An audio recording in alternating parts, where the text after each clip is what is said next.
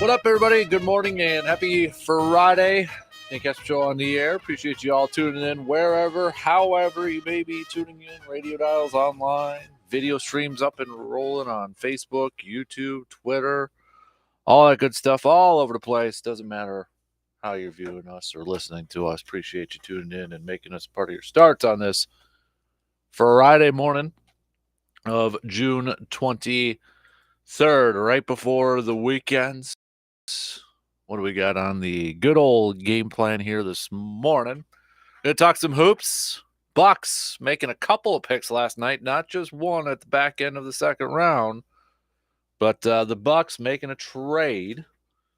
Didn't move up into the back end of the first round like there was a rumor going on out there, but they moved up in the early parts of the second round with the Orlando Magic, sending a This is where sometimes you just got to chuckle when it comes to the NBA draft and trades and picking or trading picks and that stuff. But the Bucks sending a 2030 second round pick and some cash to acquire the 36th overall pick, in which they selected national champion Andre Jackson Jr.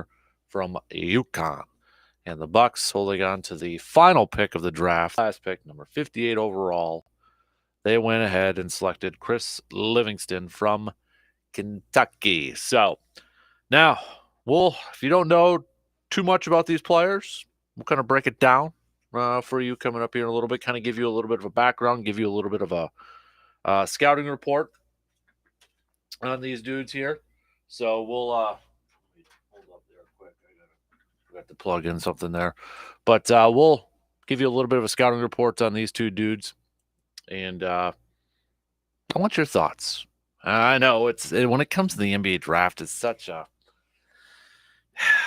I don't know how to describe it. Like, there might be a couple guys that we know about. Obviously, Victor was the big one last night. But if there's any Bucks fans listening, and after you hear a little bit about the backgrounds and the scouting reports, or if you already know about these guys, I'm really curious to know your thoughts on the two picks here. But we'll do our best here to kind of give you a little bit of a background, because I know, last couple of days when we've been talking about the NBA draft and such, and it's like, well, it's kind of maybe hard for a lot of people to follow along who's all in the draft, because you got the G League, you got overseas. I mean, last night, the first 5 picks, I think only one came from college, and that was Miller from Alabama. Otherwise, it was, G League or like Victor and France and such. So it's not just all college, or even, some high schoolers that we've kind of heard about leading up into the draft. So we'll give you a little bit of a background and a little bit of a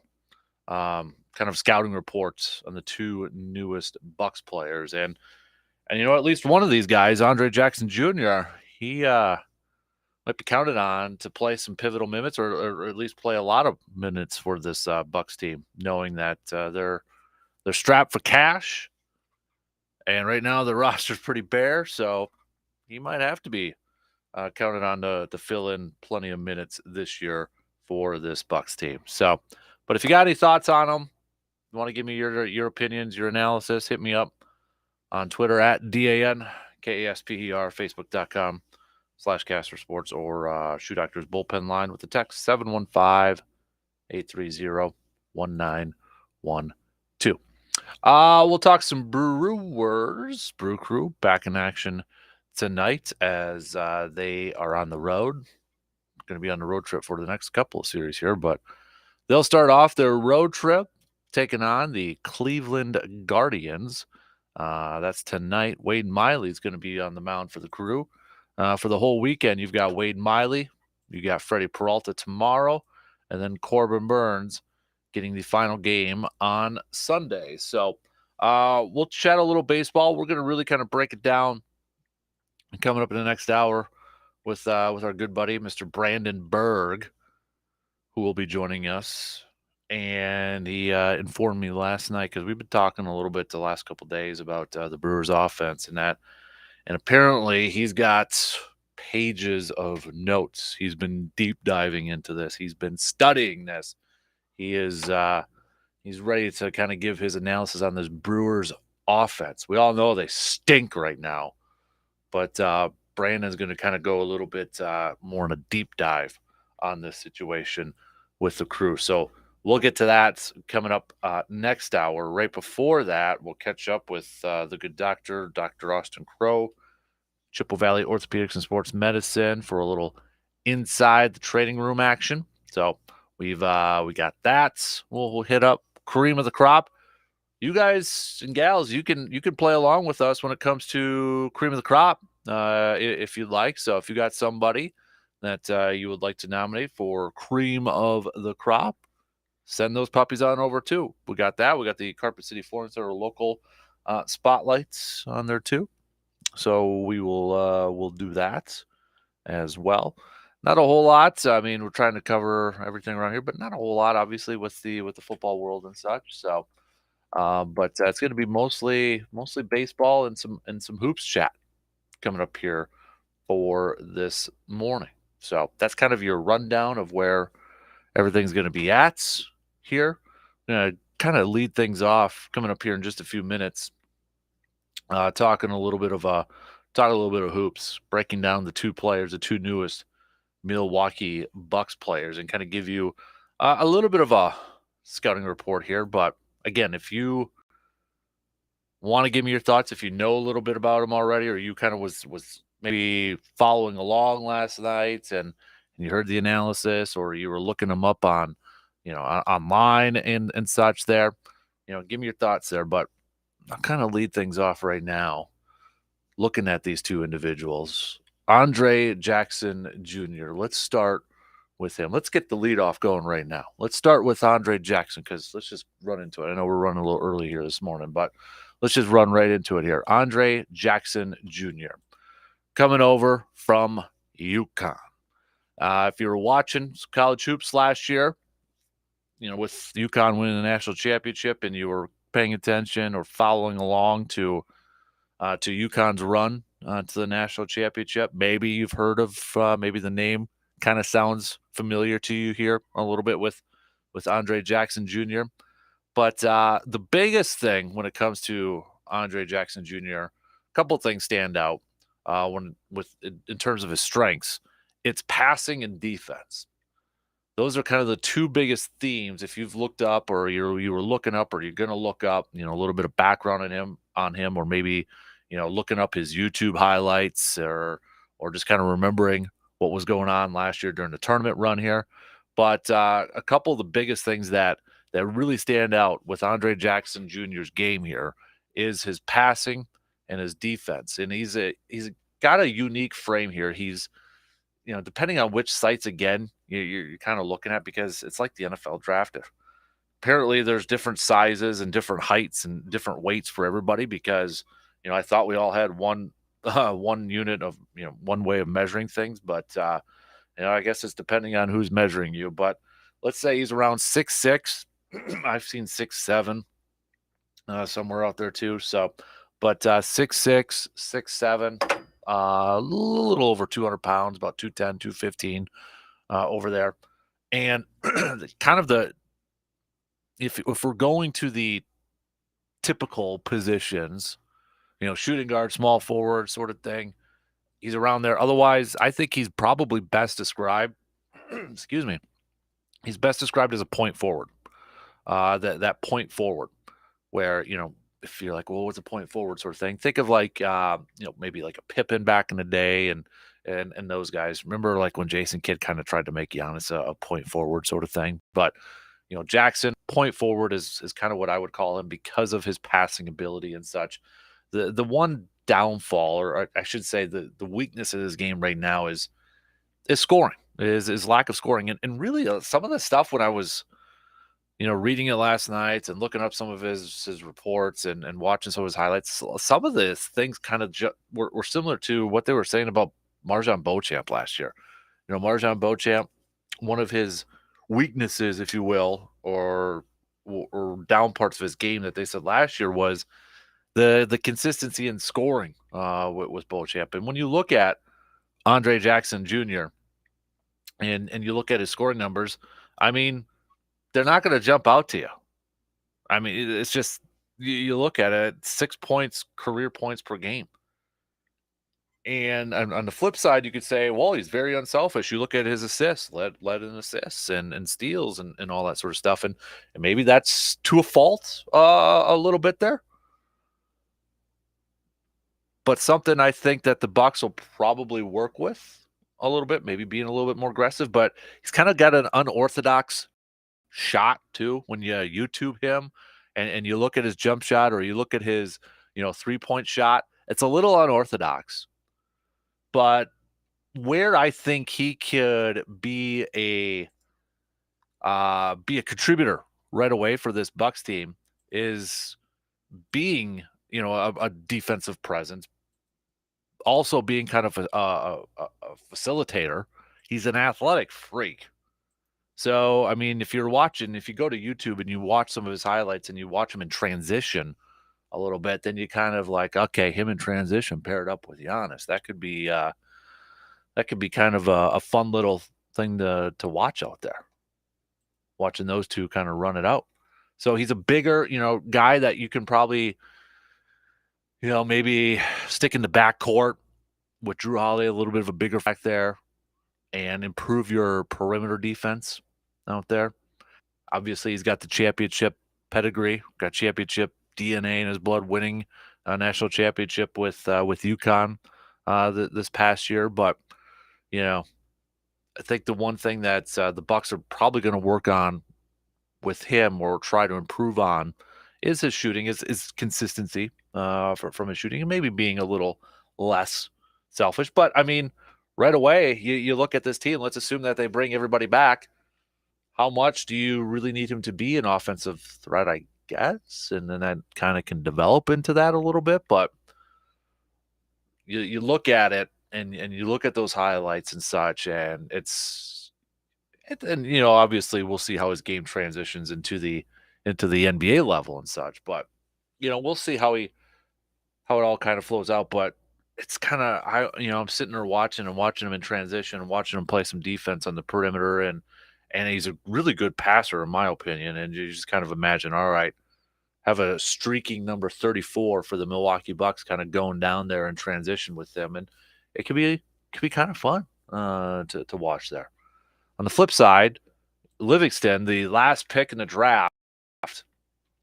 Now, this one to me is mostly a kind of a development pick. And you look at, he's a freshman, played freshman year at Kentucky. Good old Kentucky over there. Was a role player coming up from Kentucky. And look at some of his scouting reports out there. The biggest thing that jumps out to everything is that he's very raw.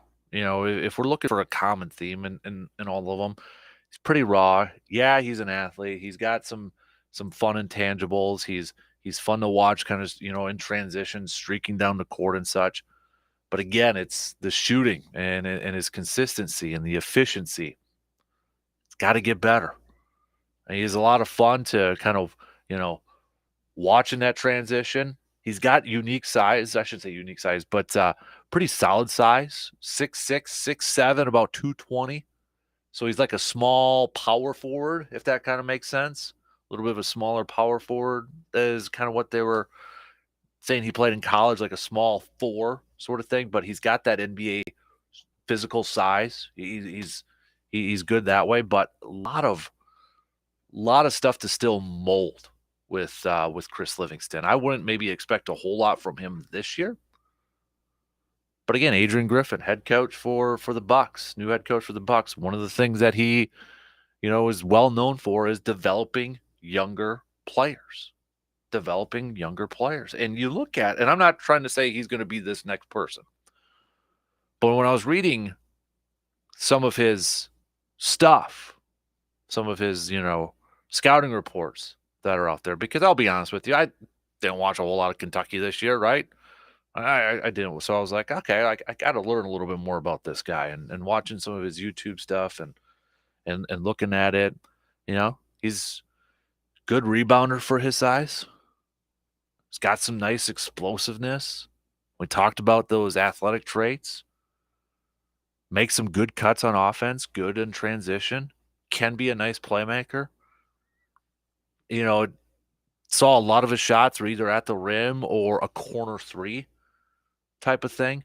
But something that kind of jumped out to me a little bit is, does he have a little, and again, I'm not saying he's going to develop into this player, but we always look for like player comps, right? But does he have a little Jimmy Butler-esque type to him? He's kind of got the same size.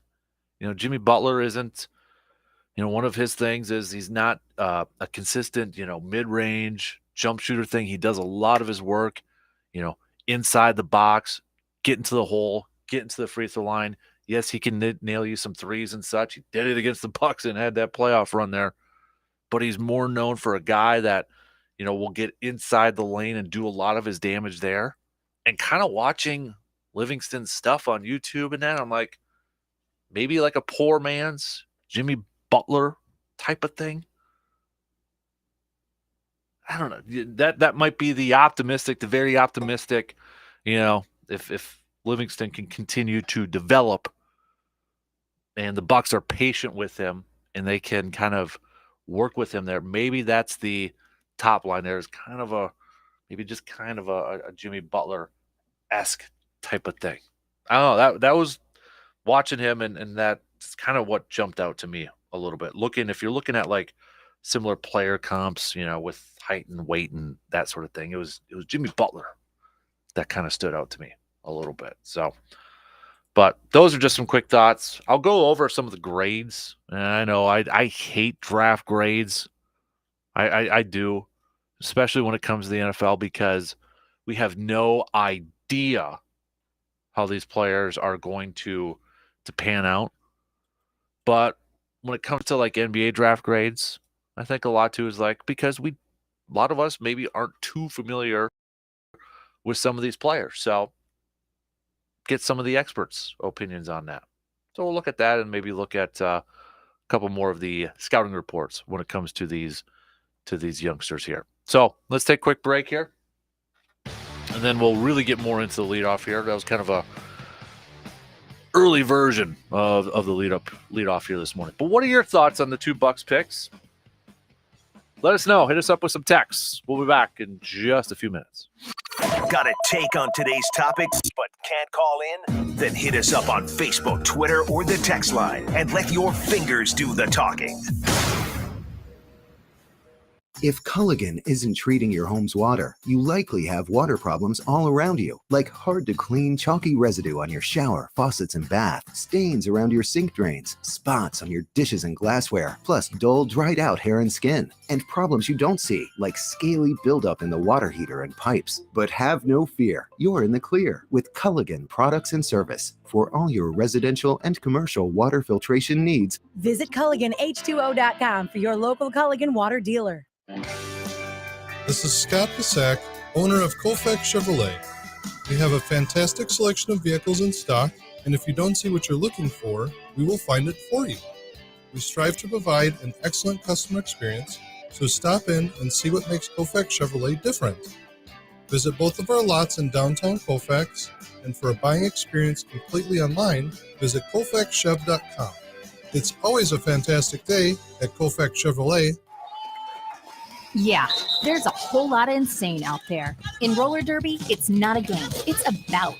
And each jam is filled with insane drive blocks and rushing soul crushes that rip shivers through your toe stops. Pace line, pivot line, jam a grand slam, whip a scoring pass, or you're down with rink rash. Yeah, there's a whole lot of insane out there. And every Wisconsin roller derby girl knows to be insanely good on the flat track, you can't be insanely drunk. And if you can't be drunk on those wheels, you'd be super insane to roll drunk on your car's wheels. So take it from Wisconsin's best jammers, blockers, and pivots. When it comes to driving, drive sober on the road, no matter how many wheels you roll. Because you can't lap the pack with an OWI riding your back. So ladies and guys, drive sober or get pulled over. And let's reduce fatalities on Wisconsin roadways. Download the free Drive Sober app with a Find a Ride feature, awesome videos, and more at witrafficsafety.org. Sponsored by the Wisconsin Department of Transportation. This update sponsored by UW Credit Union, the local Wisconsin team that's always rooting for you.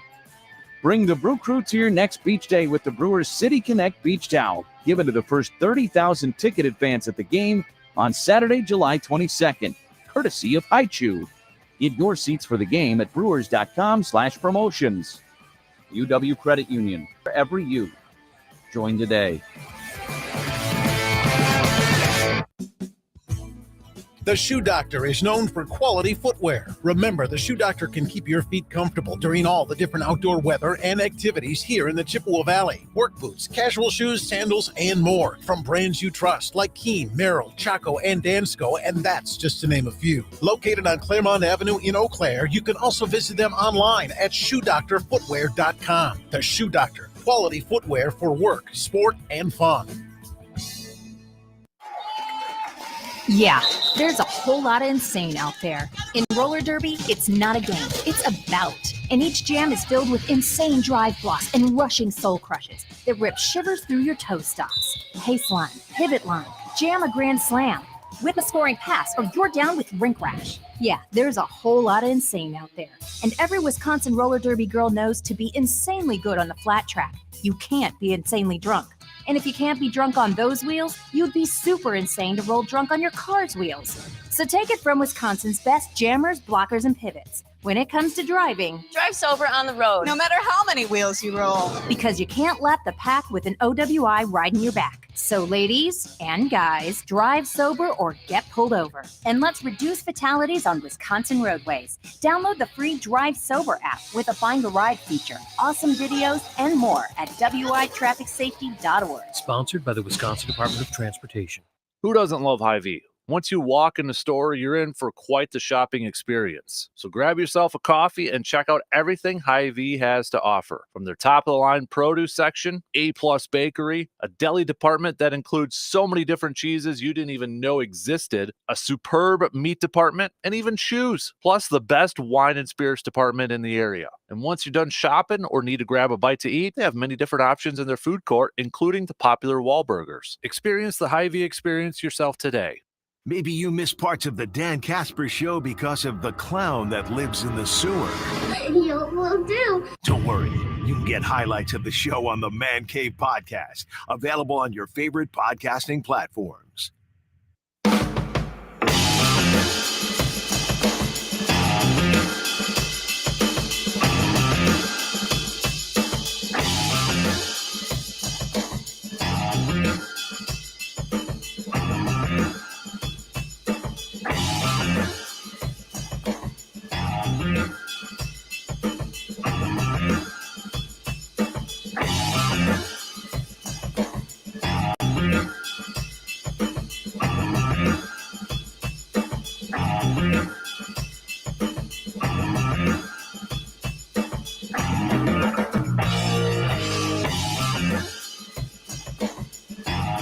Now that you have a few rounds of golf in, either for fun or maybe for league, let me ask you, how's your back feeling these days? Or what about those weekend-long softball tournaments? How you feeling when you show up to work on Monday mornings? Been there. You're limping around and it's difficult to even get out of bed or your office chair. Well, stop limping around and complaining about that pain you have and do something about it, man. Make your appointment right now with Shepke Chiropractic. Shepke Chiropractic's goal is to work with each patient to achieve their goals and to perform their fullest potential in the capacity that their life requires. So, if you are dealing with some back pain from all those extracurricular activities like golfing or playing golf, or because of all those home projects maybe that you're working on, help relieve that back pain by making your appointment with Dr. Logan Shepke. Plus, they have 2 locations to better serve you. Your journey to a healthier, more fulfilling life starts here at Shepke Chiropractic. Make your appointment today at one of their 2 locations by visiting ShepkeChiropractic.com. G-Man, already chiming in on the texting line here this morning. Bucks did a good job last night with the picks they had. Brewers will win this series. And please tell Surveyor that JR and G-Man will win the belts at the 3rd Annual Casper Classic. You can double your 401k on that. Yes, sir. Well, I'll tell you, both of you, you're going to have to go through myself. I don't want to see those title belts leave town, if you know what I mean. So don't forget, if you want to partake in that Casper Classic, get your team in now by visiting sportstalk1051.com. Got to give a shout out. Picked up another somebody picked up another sponsor last night to help us out, to raise some money for some good causes for Backyard Dreams. But Pro Valley Glass, shout out to Pro Valley Glass for tagging up with us. Excited to have them back. They've been sponsoring the Classic, I think, the last 2 times too. So, but can't wait. We're going to be, it's already approaching almost 1 month away, just a little over a month away, man. Holy moly. So getting back to a little bit of a hoops chat here. Going back to the, I kind of went through, some scouting reports, analysis, and that sort of thing. And if you go at the grades, like CBS Sports, okay, CBSSports.com, they've already got grades up for some of these picks, which, I mean, I'm pretty sure almost every other website or every blog out there has got grades, because that's what everybody does after drafts, right? NFL, NBA, Major League Baseball, whatever. But I think, when it comes to the NBA draft here a little bit, and I'm not going to grade picks. I don't grade picks in that, because I think a lot of people just grade them based off of how this player is going to help right away. Especially when it comes to like the NFL, it's like, oh, how does that play? I think you just let's see the player, let's see them on the field and that sort of thing. And that's where I don't like grades, because a lot of people are already projecting what their career is going to look like without even hitting the field or the court here. But I think when it comes to like NBA draft grades, it kind of gives you a little bit of a background on some of these players, because we may not know a whole lot of these players. The NFL pipes up those prospects in college football and all that, so you got a little bit more of a background on them. But anyways, looking at the Andre Jackson Jr. pick for the Bucks, initially was the Orlando Magic's pick, but traded to the Bucks for a 2030 second round pick and some cash. CBS Sports writer Kyle Boone saying that, boy, am I a fan of this pick. Jackson Jr.'s shooting is undeniably a work in progress, but he is an electric athlete who can make plays and add defense as a connective piece for a title contender for the Bucks. Great, gave it an A, graded it an A. And again, I'm not going to grade it, but I like the pick. I like the pick for Andre Jackson Jr. This is the team that we knew that the Bucks had to improve defense, right? We knew that was probably going to be a priority. You saw it in that Heat series. You saw it in the hiring of their new head coach. They needed to improve defense. That was one of the biggest keys there. And you bring in a guy, Jackson Jr., who can help provide immediate help with your perimeter defense. Now, is he going to be a starter? Probably not. I would, he's probably going to be a role player coming off the bench right now. That's perfectly fine. It's perfectly fine. But you have him coming off your bench to be that kind of spark, give you some solid defense, be a facilitator. He's got some sweet passing skills. Look him up. I like the pick, and I think this is a player that can continue to grow. I think he's got room to improve, especially when it comes to his shooting, which, as we kind of broken down already, is one of his weaknesses of his game. But he's got room to grow, and he can provide, or he can help this Bucks team out right now because of his defensive play and because of his passing skills and how he plays in transition. So I like the Andre Jackson Jr. pick. I don't know if it's going to work out. We don't know how long of a career he's going to have. I mean, how many times have we seen a Bucks player, whether it was a first or second round? It's been a while since we've seen a Bucks draft pick hang around and be a part of this team for more than just a couple of years. So it'd be nice to see some of these picks develop and become, part of this, focal parts of this roster and such. But on the surface, I like the Jackson Jr. pick. And I think he can help out this team right away. not being a superstar or anything like that, but he can help out this team right away. And this is a team again. So he said they need this younger talent, this cheaper talent to fill in the holes on this roster, but be contributors. Be contributors. They're going to have, the Bucks are going to have their main guys of Giannis and Drew Holiday and probably Chris Middleton. We'll see if they bring back Brook Lopez.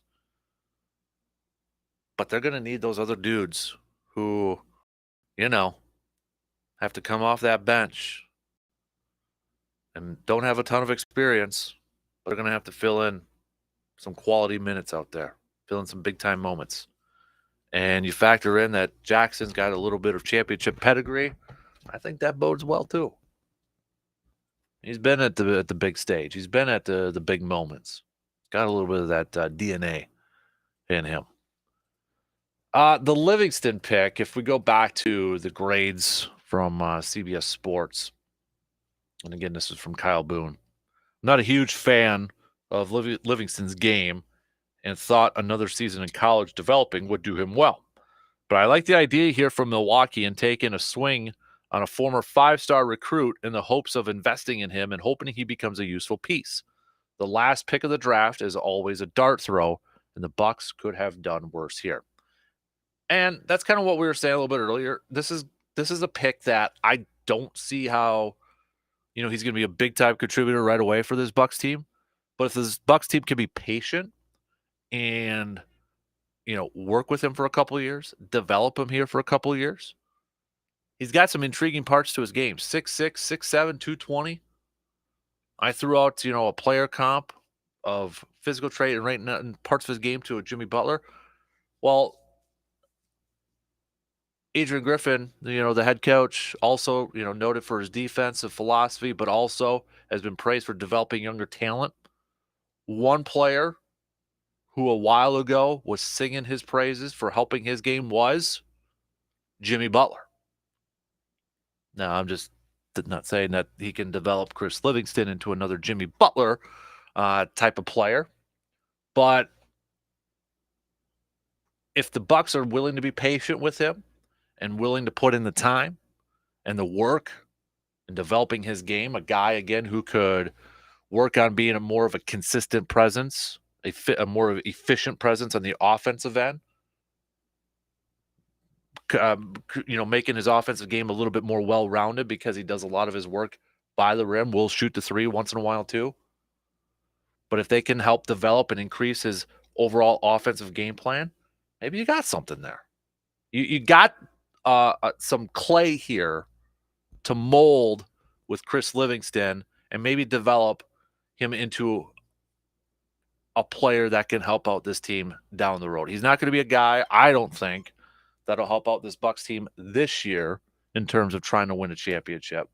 But in a couple years, could he be a guy that, you've molded that clay a little bit? You've got some experience. You've worked with him. Adrian Griffin's been able to, coach him up and help improve his game. Yeah, I could see him being a guy in the next couple of years, maybe part of the rotation coming off the bench here. He's an athletic freak. He's got the nice size. He can help you out in transition. But I don't think he's somebody that's going to help you out right now.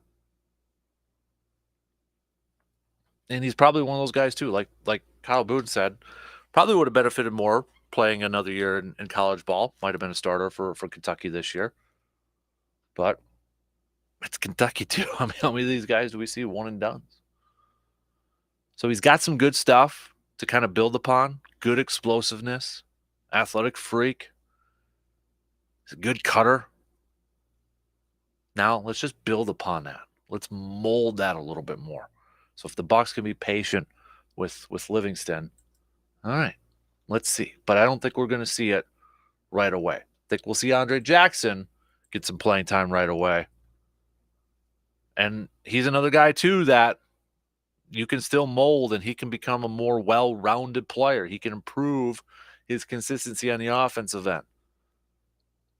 And I don't think he's going to be a player that, in a few years from now, Andre Jackson's going to be a guy averaging 20 points per game, 25 points per game. But could he be a guy that averages 12, 10, 11, 12 off the bench, but 7 assists, somewhere around there, more of that facilitator, more of that defensive-minded guy? Yeah, maybe. And then maybe a couple more years after that, maybe he's in a starting lineup, contributing 14, 15, but giving you 8, 9 dimes a game, a few steals here and there. Could he be, I'm trying to think of a player comp for him a little bit and trying to put it in comparisons of what kind of role he could have. And this might not be a very accurate one here because he plays that point forward type of role. He's a bigger guard. Could he be kind of a the first name that kind of came out was Ron Harper. If we want to go back to the day, it was kind of like a Ron Harper type role. And I don't know if I want to get into that one, by that player comp or that comparison right now. Because I think Andre Jackson Jr. could be a better passer and more of a facilitator. Ron Harper, he was a good defender. He was a solid defender. You can hear, if you remember watching The Last Dance and that, and you can tell, listen to the part where when he was with the Cavs, it was the Jordan game, with Craig Elo and that, and Jordan even said, Harper was the better defender and he should have been on him and that sort of thing. So, but, looking at that size, 6'6", 6'7", played the point guard, ran the triangle offense for the Bulls and such, then went to the Lakers for a couple of years there. But again, I don't see Andre Jackson Jr. being that main offensive threat anytime soon or throughout his career, but a guy that can help improve your defense and be that facilitator. Your thoughts? It looks like majority of you're okay with the picks, but we got was this Eric saying, I like the Jackson Jr. pick. Don't know anything about Livingston, so let's go Bucks and see how they develop. Ben is saying, I like the Jackson pick. I think he can be a contributor right away for this team. Livingston, let's see how he goes in the next few years here. I'd agree with the majority of that. Yeah. Let's see. Get some playing time in Summer League. Let's see Marjon Beauchamp and Andre Jackson Jr. get some playing time in summer ball. But you add in another year with Beauchamp, he's kind of got a similar pedigree to like Jackson and some of these guys. Last year was coming out. His weakness, according to the experts, was offensive efficiency, consistency, and such. Defender, though. Good cutter to the lane. Athlete. Let's see if he can make a jump this year in his second year. All right, we'll take our final break here. We'll get back to more of your thoughts. Got a few more texts rolling in here as well. Then we'll get to some baseball talk coming up in just a little bit. 180! The Dan Kasper Show will be right back.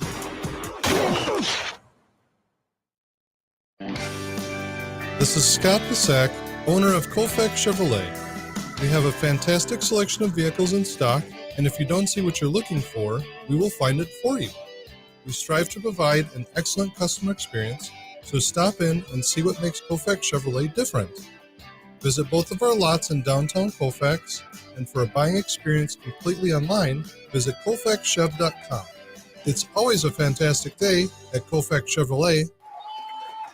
Yeah, there's a whole lot of insane out there. In roller derby, it's not a game, it's a bout. And each jam is filled with insane drive blocks and rushing soul crushes that rip shivers through your toe stops. Pace line, pivot line, jam a grand slam, whip a scoring pass, or you're down with rink rash. Yeah, there's a whole lot of insane out there. And every Wisconsin roller derby girl knows to be insanely good on the flat track, you can't be insanely drunk. And if you can't be drunk on those wheels, you'd be super insane to roll drunk on your car's wheels. So take it from Wisconsin's best jammers, blockers, and pivots. When it comes to driving, drive sober on the road, no matter how many wheels you roll. Because you can't lap the pack with an OWI riding your back. So ladies and guys, drive sober or get pulled over. And let's reduce fatalities on Wisconsin roadways. Download the free Drive Sober app with a Find a Ride feature, awesome videos, and more at witrafficsafety.org. Sponsored by the Wisconsin Department of Transportation. Who doesn't love cooking up a good burger on the grill? Having a good burger is one of the most satisfying moments in your life. And now we have the perfect burger to put on the grill and create more satisfying moments in your life. It's the Dan Good Burger, available only at Hy-Vee in Eau Claire. This burger has bacon, cheese, and ranch seasoning all inside the patty to give you that perfect balance of taste and awesomeness in each bite. So head on over to Hy-Vee in Eau Claire and grab yourself a few Dan Good Burgers and fire up that grill. The teen years are a great time for your child to gain practical experience in managing finances. Perhaps he or she already has a summer job lined up. A free checking account at Dairy State Bank can help teens learn to set a budget, track spending, use a debit card, make deposits, and more. Plus, parents are account co-owners and have the ability to supervise the learning process. Give them a call today. Dairy State Bank, member FDIC. Banking on relationships, Dairy State Bank. Next up, straight talk from Doug. Ever noticed that saying no offense is offensive? Like, no offense, but you're overpaying for your wireless. See? Offensive. That's the Straight Talk talking. Get unlimited plans as low as $35 a month from Straight Talk on America's most reliable 5G network. Available at Walmart and Walmart.com. On the $35 plan, first 10 gigabytes data at high speed, then 2G speeds. Refer to the latest terms at straighttalk.com. Based on most first place rankings, Root Metrics, second half 2022 assessments of 125 metros. Experiences vary, not an endorsement. What's the special today? Well, I've got half-price geofencing with a side of SEO, double bubble on all PPC, and 50% off all OTT CTV contracts. Sound familiar when you were looking for marketing options? Are vendors selling you their tactics rather than your solutions? Then let the marketing mixologists at Midwest Family Eau Claire come to the rescue. Midwest Family Eau Claire isn't about hitting their sales quotas. They're about helping you hit yours. Go to MidwestFamilyEauClaire.com today and find out how their integrated marketing solutions make just the right marketing cocktail for you. MidwestFamilyEauClaire.com. Hunters, let me ask you a question. In your gun cabinet, do you have a deer rifle that's been passed down throughout your family? Maybe from your dad, grandpa, or great-grandfather. I do. I've got an old 30-30 bolt action that's been passed down throughout the years. And it was my first deer rifle I used when I was 12 years old, and it will be my son's first deer rifle as well. Every deer rifle has a story to tell throughout the years. Stories about that big one you got and missed. So if you're looking for that new deer rifle to begin a new set of stories, let Tilden Gun help you write that new chapter in your deer hunting book. Whether you're looking for a new deer rifle for yourself so you can continue the tradition of passing along that older rifle to your young one, or looking for your first-time hunter's first deer rifle, Tilden Gun can help you. They did for me, and they will continue to help me write these stories in my deer hunting book. The added extra bonus about Tilden Gun: family-owned and operated, and the best deals in the Chippewa Valley. Just visit Tilden Gun today at 12427 90th Avenue in Chippewa Falls and visit tildengun.com. Service Master of Chippewa Valley is your local expert when it comes to fire and water damage, carpet and air duct cleaning, mold remediation, and trauma. They're when you need them, 24 hours a day, 365 days a year. Trust comes in the yellow truck. Learn more at ServiceMasterChippewaValley.com. There aren't many people as sports smart as he is, so he tries to use tiny words so people like me can easily follow along. That doesn't make sense. The Dan Kasper Show.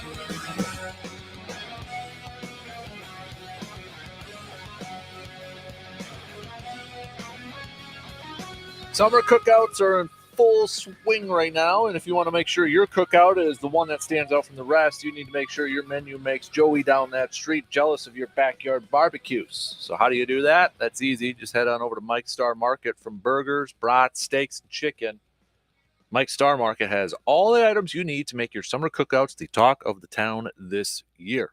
So give Mike's Star Market a visit at 2238 Heimstead Road in Eau Claire. Grab your meat selection for the grill and enjoy these summer cookouts. Enjoy the summer cookouts this year. All right, a couple more texts to get to here, talking about the Bucks selections down here. I don't know a whole lot about the NBA or college players, but from the sounds of it, it sounds like they got a couple of players that they can mold and grow, and hopefully they can develop into solid contributors for the Milwaukee Bucks. That's from David on the Shoe Doctors bullpen line here. We got another one. This one is from Matt. Sorry, just and Matthew for full effect there. I like the kid from UConn. I think he can help out coming off the bench for the Bucks this year. This team needs an improvement on defense, and from the sounds of it, he can provide that coming off the bench for the Bucks. I agree. I would agree with that. So I like the Jackson Jr. pick. Again, I don't think, don't necessarily expect a lot of offensive threat coming from Jackson Jr. I think that's something that is going to have to be molded. That's going to be obviously something that really needs to be improved. And we'll see if that's something that he can improve with the Bucks there. But the other stuff where I think he can help out and be a nice player for that Bucks, being that facilitator, being that defensive presence coming off the bench there, I think he'll get some playing minutes on here. I'm really curious to see how, we talked about it with Beauchamp, heading into a second year now. I'm really curious to see if there's a change in philosophy when it comes to playing younger guys. And, the Bucks might not have a choice with that because their depth might be all younger guys because they're cheaper guys on there too. So they might not have, that I guess that decision might already be made for them that they have to play the younger guys on there. But I'm kind of curious. I think a big question mark for this team is going to be, how big of a factor, how big of a role is a guy like Marjon Beauchamp going to have for this Bucks team heading into year two? How much playing time are the rookies like an Andre Jackson Jr., going to have for this team? Or is he going to be one of the first guys coming off the bench? Right now, I would say one area improvement, we talk about the two guards or the shooting guard. I think the Bucks need to upgrade their shooting guard, find a starter on there, and it kind of inadvertently helps out a little bit of your bench production on the offensive side of things. Because if you're still holding on to Grayson Allen, you move him to the bench, and then maybe you can get a little bit of outside shooting coming off your bench that way. Otherwise, right now, your most consistent offensive threat coming off the bench is Bobby Portis. And I'm not saying that's a knock, but, he's a guy that, he can shoot the corner three once in a while, but he's big there too. Pat Connaughton will once in a while kind of explode, but I'd like a little bit more offensive production coming off the bench here too. And maybe this year, because this team might not have a deep bench, they might not, have a deep rotation. It might be a shorter rotation this year where those starters like the Giannis's, the Drew Holidays, if Middleton is back,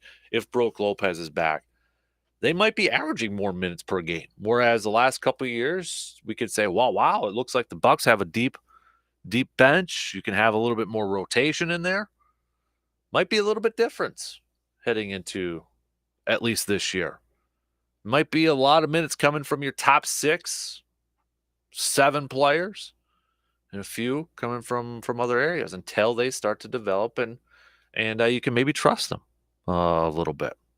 So, but continue sending me your thoughts. We'll maybe get back to some hoops talk here. We're going to have some Brewers chats. We're going to do a deep dive into this, into the offensive woes of this Milwaukee Brewers team. Buster Olney just tweeted this out.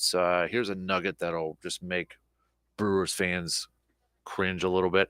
Highest scoring teams since May 1st. Yeah, don't worry, the Brewers are not top 5. In fact, they're the third lowest scoring team in Major League Baseball since May 1st, 28. So the leader is Texas, no big surprise, at 273. To put it in a little bit of perspective here, Milwaukee, over 100 runs less, 170. 170. The team that's the worst, actually, is Pittsburgh. Pittsburgh at 151. And that was a team that the Brewers were battling with for first place for the longest time here.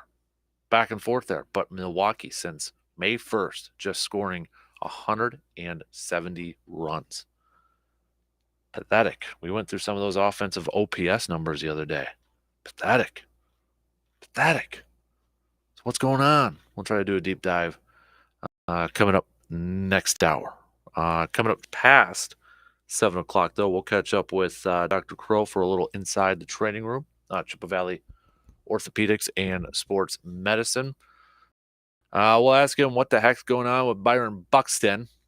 I know he's a Twins fan too, so I'm sure he's been kind of following along on that. But for you fellow Minnesota Twins fans, we'll hit that up and some other parts of that. Don't forget to play along with Cream of the Crop. If you have somebody that you would like to nominate or is your cream of the crop, hit us up with that text, tweet, Facebook, or comment on the video stream. Play along with us, all right? Play along with us. And then coming up on a podcast episode, I posted it up on social media last night. But we're doing our top 5 plus best throwback jerseys, not logos or like starter jackets or anything like that. We're talking jerseys, any sport. Top 5. Okay. So if you want to be a part of that podcast, send me your favorite throwback jerseys, any sport pre-2000. Okay, pre-2000. So anybody or any jersey from 2000 and earlier. Okay, pre-2000. We've gotten some good ones already. But if you want to be a part of the podcast, send yours on over so we can mention it on the pod. Okay. Got a lot of NBA ones, which is no big surprise on there. No big surprise that we've got quite a few NBA ones. Got a couple of NFL and Major League Baseball ones there, but the clear majority is definitely the NBA and a lot of let's just say 90s throwbacks to the NBA, which I'm all 90s sports and I love my 90s hoops. So I think you can probably get a good guess on where the majority of my picks are probably going to be, right? You probably already know the majority of them over there. So, but that'll be up on the latest episode of the Man Cave podcast that will be up later on today, probably even later on this morning. So, got a couple more texts to get to here before we finish up the first hour. This texter, this is another Dan out there. I'm cautiously optimistic in the Bucks draft picks last night. Have no idea how they will fare out. It's been a long time since a Bucks rookie has actually stuck around and was a big-time contributor for this team. So I'm not sure how to kind of grade or assess these picks until maybe a couple years down the line. Again, that's from another Dan here this morning on a text line. You're right. I mean, that's why I don't like to grade drafts, whether it's the NFL draft or whether it's the NBA draft or anything like that. I don't like to grade drafts. So, but you're right. We don't know how these players are going to pan out. We don't know how they're going to play. But I think you kind of have to, if we had to grade it, I kind of go based off potential a little bit more. And I like the pick of Jackson Jr. And then Livingston, I'm kind of an unknown. I don't know. Are they going to be patient for the next couple of years and allow him to develop and allow him, to kind of grow and mold that game? Or are they going to allow Adrian Griffin to kind of help mold his game and be a contributor for this team in the years to come? It's kind of a wait and see approach at this time, right? So, but keep your picks coming or keep your thoughts coming. Again, Twitter, Facebook, texting line, Shoe Doctor's bullpen line, or on the video stream. All right, we're going to do some sports nuggets we got Dr. Crow, then we'll do some sports nuggets after that. Forgot Friday we kind of flip-flop it around here a little bit, but I'm curious to see what Mr. Brandon Berg has planned for us. He said he's got some notes, plural notes, on his deep dive into the Brewers' offensive woes. So the man has put some work in. He's put some studying in. Let's see if he's done a job well done. So that's going to be coming up next hour. Curious to see what he's found out in all of his research and all that fun stuff. 1 hour in. We got a couple more to go. Stick around. We'll be back after these news updates.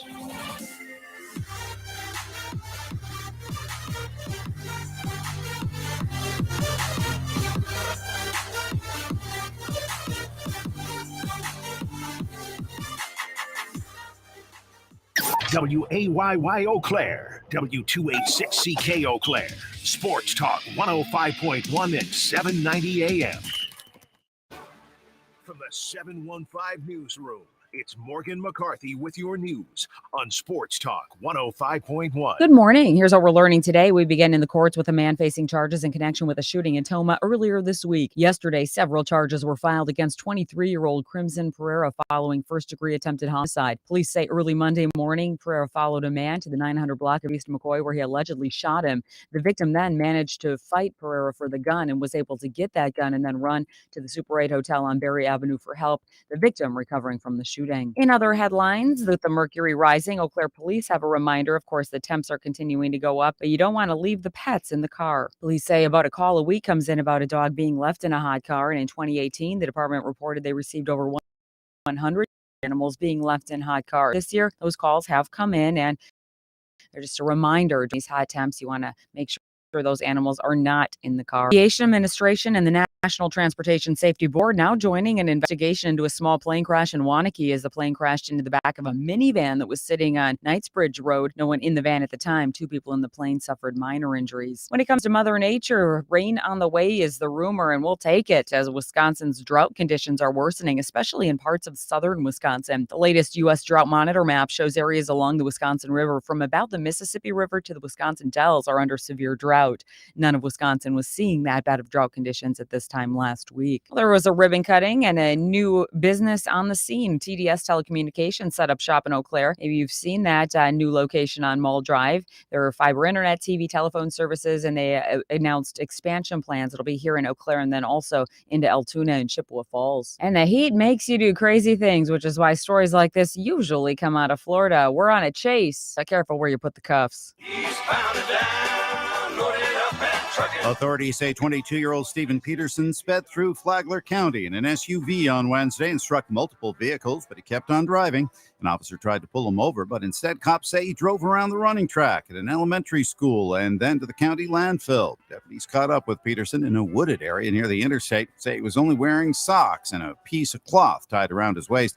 He's facing multiple charges, including fleeing and eluding, leaving the scene of a crash, and trespassing on school grounds.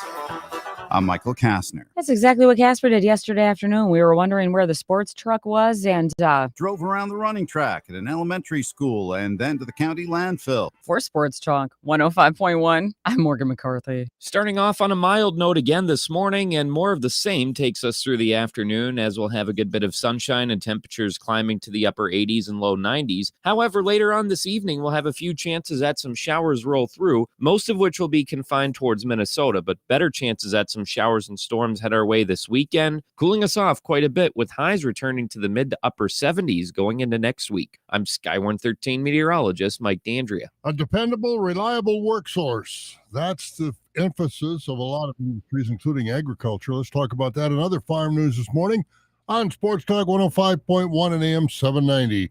One of the biggest concerns for the U.S. agricultural industry is a dependable, knowledgeable, reliable workforce for the present and the future. To try and deal with that issue, the leaders of the House Agriculture Committee have formed a new bipartisan agricultural labor working group. Their mission includes dealing with the H-2A visa program for non-immigrant agricultural workers, produce an interim report detailing that program's shortcomings, and file a final report with recommendations to deal with flaws in that program. 7 Democrats and 8 Republicans are part of that new group, including Wisconsin 3rd District Congressman Derek Van Orden. No date was given as to when leadership wants that new group's final report. Lack of demand caused in part by more crop production from some of our major rivals for export sales, a stronger dollar, and continuing trade disruptions are some of the reasons causing U.S. farm exports to be way down this year. New numbers show our ag exports will be about $181 billion for this fiscal year. That's down another $3.5 billion from the February estimates and will be down a total of around $15 billion for the year. That same report shows our ag imports will be up about $4 billion from last year, giving us a negative balance of trade in egg products for the year of about $17 billion. Foreign sales of U.S. corn, sorghum, beans, and beef are all expected to be down this year, while pork and broiler sales should be better. And don't forget, it's still June Dairy Month, and we've got breakfast all over the area. Saturday morning breakfasts include the Dunn County breakfast in the Connorsville, Boyceville area, and also the breakfast in Buffalo County near Alma. And that's a look at some of our food and farm news this morning on Sports Talk 105.1 and AM 790. I'm Bob Bosold. The Shoe Doctor is known for quality footwear. Remember, the Shoe Doctor can keep your feet comfortable during all the different outdoor weather and activities here in the Chippewa Valley. Work boots, casual shoes, sandals, and more from brands you trust like Keen, Merrill, Chaco, and Dansko, and that's just to name a few. Located on Claremont Avenue in Eau Claire, you can also visit them online at ShoeDoctorFootwear.com. The Shoe Doctor, quality footwear for work, sport, and fun. Want to stop engine problems before they start? Pick up a can of Seafoam Motor Treatment. Seafoam helps engines start easier, run smoother, and last longer. Just pour it in your fuel tank. Seafoam is available where automotive products are sold.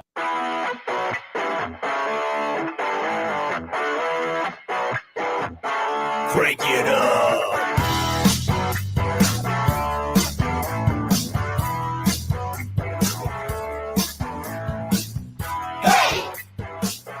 Are you ready to take?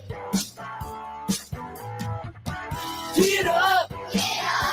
He's on his way.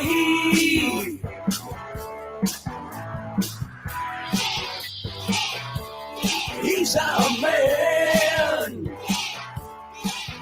The man, the myth, the legend. That's Dan. And now, the Dan Kasper Show. All right, second hour kicking off on this Friday morning of June 23rd. Appreciate you tuning in wherever, however you may be tuning in, making us part of your starts on this Friday morning. We're going to chat some Brewers. Brewers begin a series on the road against the Cleveland Guardians. Starting tonight, Wade Miley will get the start for the Crew. We'll talk a little bit about the Brewers' offensive woes. We'll get back to some more hoops chats as well. With the NBA draft last night, your cream of the crops, you can send those puppies on over. But it is Friday, which means it's time for a little Inside the Training Room, Dr. Crow. Paging Dr. Crow. Breaking down the latest in sports injuries. It's time for Inside the Training Room with Dr. Crow. On the Dan Kasper Show. All right, Dr. Crow, Chippewa Valley Orthopedics and Sports Medicine joining us here this morning. Austin, we're going to lead off with your twinnies, man. Byron Buxton's hurt again.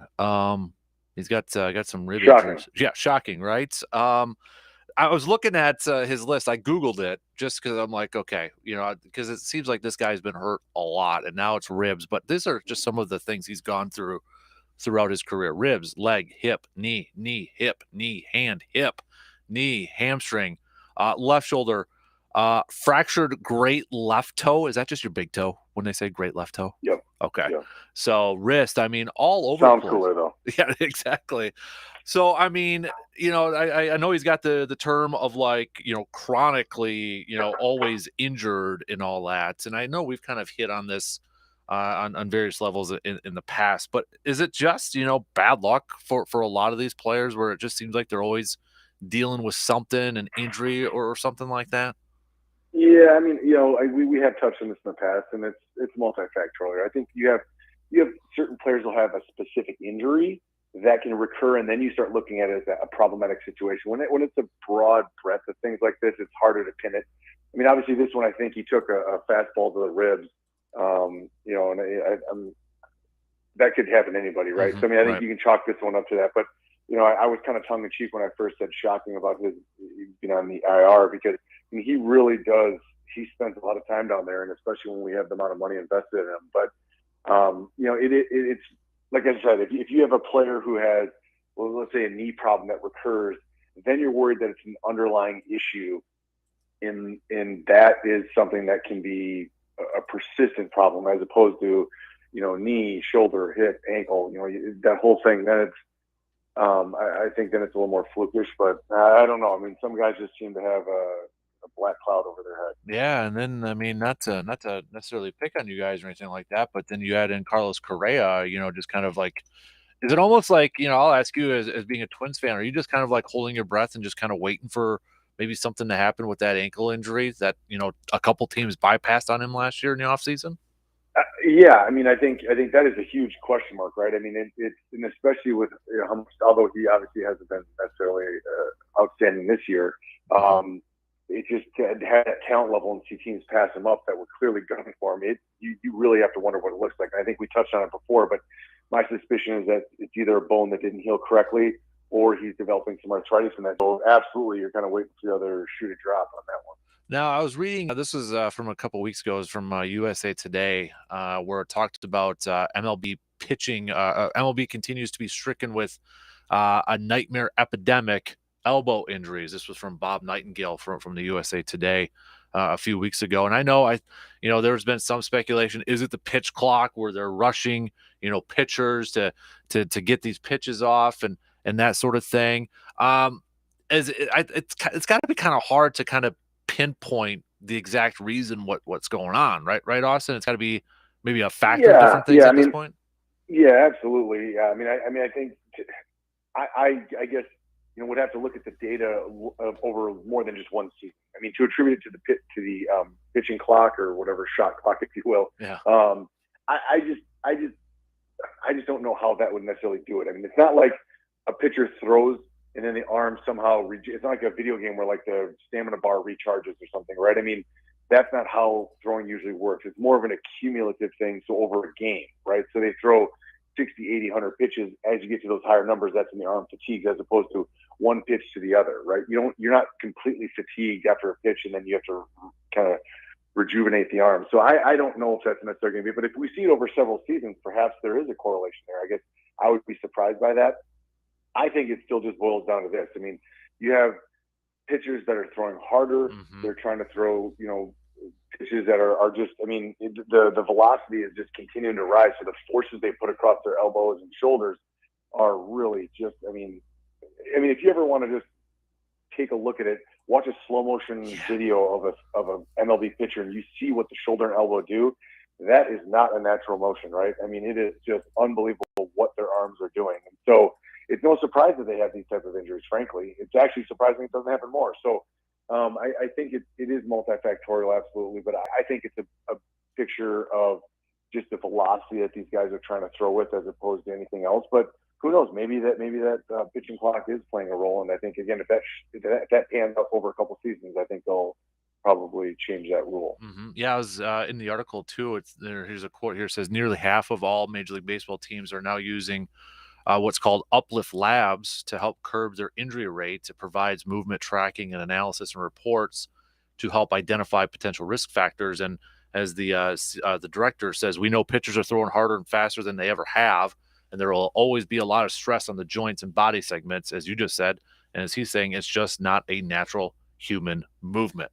So you're right, that slow motion stuff, and like when you freeze frame it, it just looks like it's so awkward. Yeah. Like, how can a guy throw 90 miles an hour with an arm angle like that? You wonder. It is just spectacular. I mean, what they're able to do is just amazing. I mean, it really is surprised it doesn't happen more often, really. But I mean, the article kind of alludes to this, uptick from 1 year. I mean, I think that to see that jump at this point in the season, I just don't think you can have any causation yet. But maybe there's something to it, and I'm sure the MLB's tracking it because, I mean, pitchers are they're like the quarterback of the NFL. I mean, teams invest a ton of money. Fans come out to see the star pitchers pitch. So they want to protect their investment, and they will. Mm-hmm. Yeah, absolutely. Dr. Crow, inside the training room, joining us here this morning. I want to switch it over to the NBA because we had the NBA draft last night, and or some people are already calling him maybe one of the best prospects to ever come out is Mr. Victor going over to the San Antonio Spurs. Dude is 7'2" and about 230. But there's already, I was kind of, and even before that, but it kind of, with the draft last night, there were some people speculating, well, can his body frame, last that long when it comes into the NBA and such. Is there any correlation to, guys like 7'2", 7'3", and an increase in injuries because he's like, quote, skinnier, if you know what I mean? Yes and no. I mean, I think if you look at the stress that you put the body through, I mean, having a more muscular frame does allow you to put some stress through the muscles as opposed to the joints. But I don't see it. It's not like a physical sport in the sense where it's like football where you get hit, where it's, a small quarterback is going to get hit and crushed quite literally. So I don't know how much that's going to hold up. I mean, I think what you really want to do is look at, his injury history. Does he have a history of ankle or knee problems? It's a simple game of physics. So, I mean, if you have a guy that size, he's running and jumping. And I mean, we've all seen the videos of what he can do. I mean, he at times moves nimbly like a guard almost. Now, obviously, he's not as quick, but he's able to do things with such dexterity and coordination. But he's also asking his body to do that. So for him to do, these jump stops, and I mean, it's like Giannis though as well. I mean, he does things with his body that you just look at. The average guy tries that. He's on the ground holding his knee with a torn ACL. So, right. These guys self-select to get there. So I guess my point is that, I mean, I think if you see what he's done and he hasn't hurt himself in the past, I don't think it's necessarily going to be a huge risk. But that being said, these guys are always one major injury away from potentially being in trouble. And just because they continue to ask their body to do so much. So I don't see any huge red flags, and it's going to be exciting to see what he's able to do, a guy his size. But I'm sure that they're going to continue to want to bulk him up and get him stronger to help his body last as long as he can. So I know one example that some people are throwing out is like what happened to Chet Holmgren last year. Chet Holmgren, was a second overall pick and, tall, skinny guy, but then he had a stress fracture on his foot and never played a game. So I think a lot of people are just using his size as a reason why he had a stress fracture, and that's why he missed. But then you have the KDs of the world, who looks still the same body size when he was in college. And, he's developing into one of the best players of all time. But you mentioned Giannis too, and he's a guy who was really skinny, but he did put on a lot of muscle coming into the league. Yeah. Yeah, absolutely. I mean, so I think to use those one-off stories, and people latch onto that. I mean, Chet Holmgren looks almost like unhealthy skinny when you look at him. But his foot injury was a Liz Frank injury, and so it's one of those things that I think that's again more flukish. I don't think it has anything to do with his size. So, I mean, is it potentially some little correlation, I suppose, but I don't think you can say, all right, it happened to Chet, it's going to happen to Victor. And you certainly hope Chet comes back from his foot injury.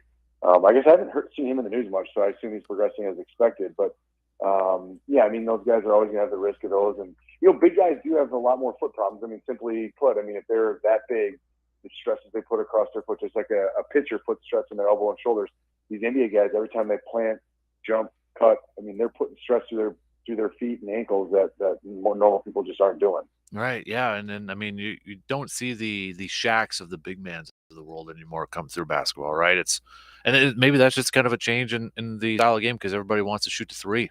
They want to do the Steph Curry, 35 feet behind. Yeah. I think there's a couple of reasons at play. I mean, Shaq was also just in some regards, a unique phenomenon. I mean, he, in his heyday, if younger people didn't have a chance to watch Shaq play, go back and watch some of his videos. I mean, he was a force. I don't know if I've ever seen a more dominant player in the NBA, truthfully.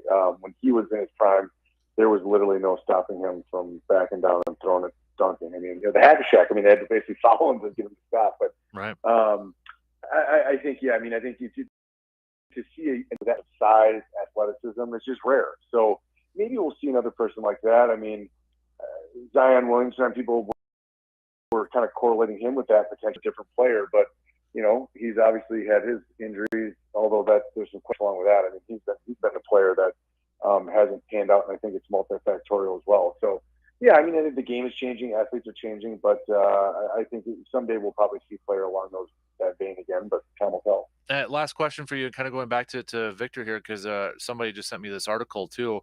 And thank you for sending this. It was actually just from a couple days ago where they talked about Victor, hoping to avoid foot injuries that plagued other big men. And one note on here when I was kind of scrolling through here, it says, Victor, who has 20.5 foot size feet, is susceptible to the same type of foot injuries. And they listed like Bill Walton and Greg Oden and those type of players too. I mean, okay, bigger feet. Is that just because, likely somebody stepping on it, or like more weight and just, kind of that dispersion of force and weight when you land on it? Yeah, I think probably more the latter. I mean, I think it's not so much. I mean, getting your foot stepped on or things like that is not a common mechanism to get injured. I mean, it's going to be more the stresses you put across the foot.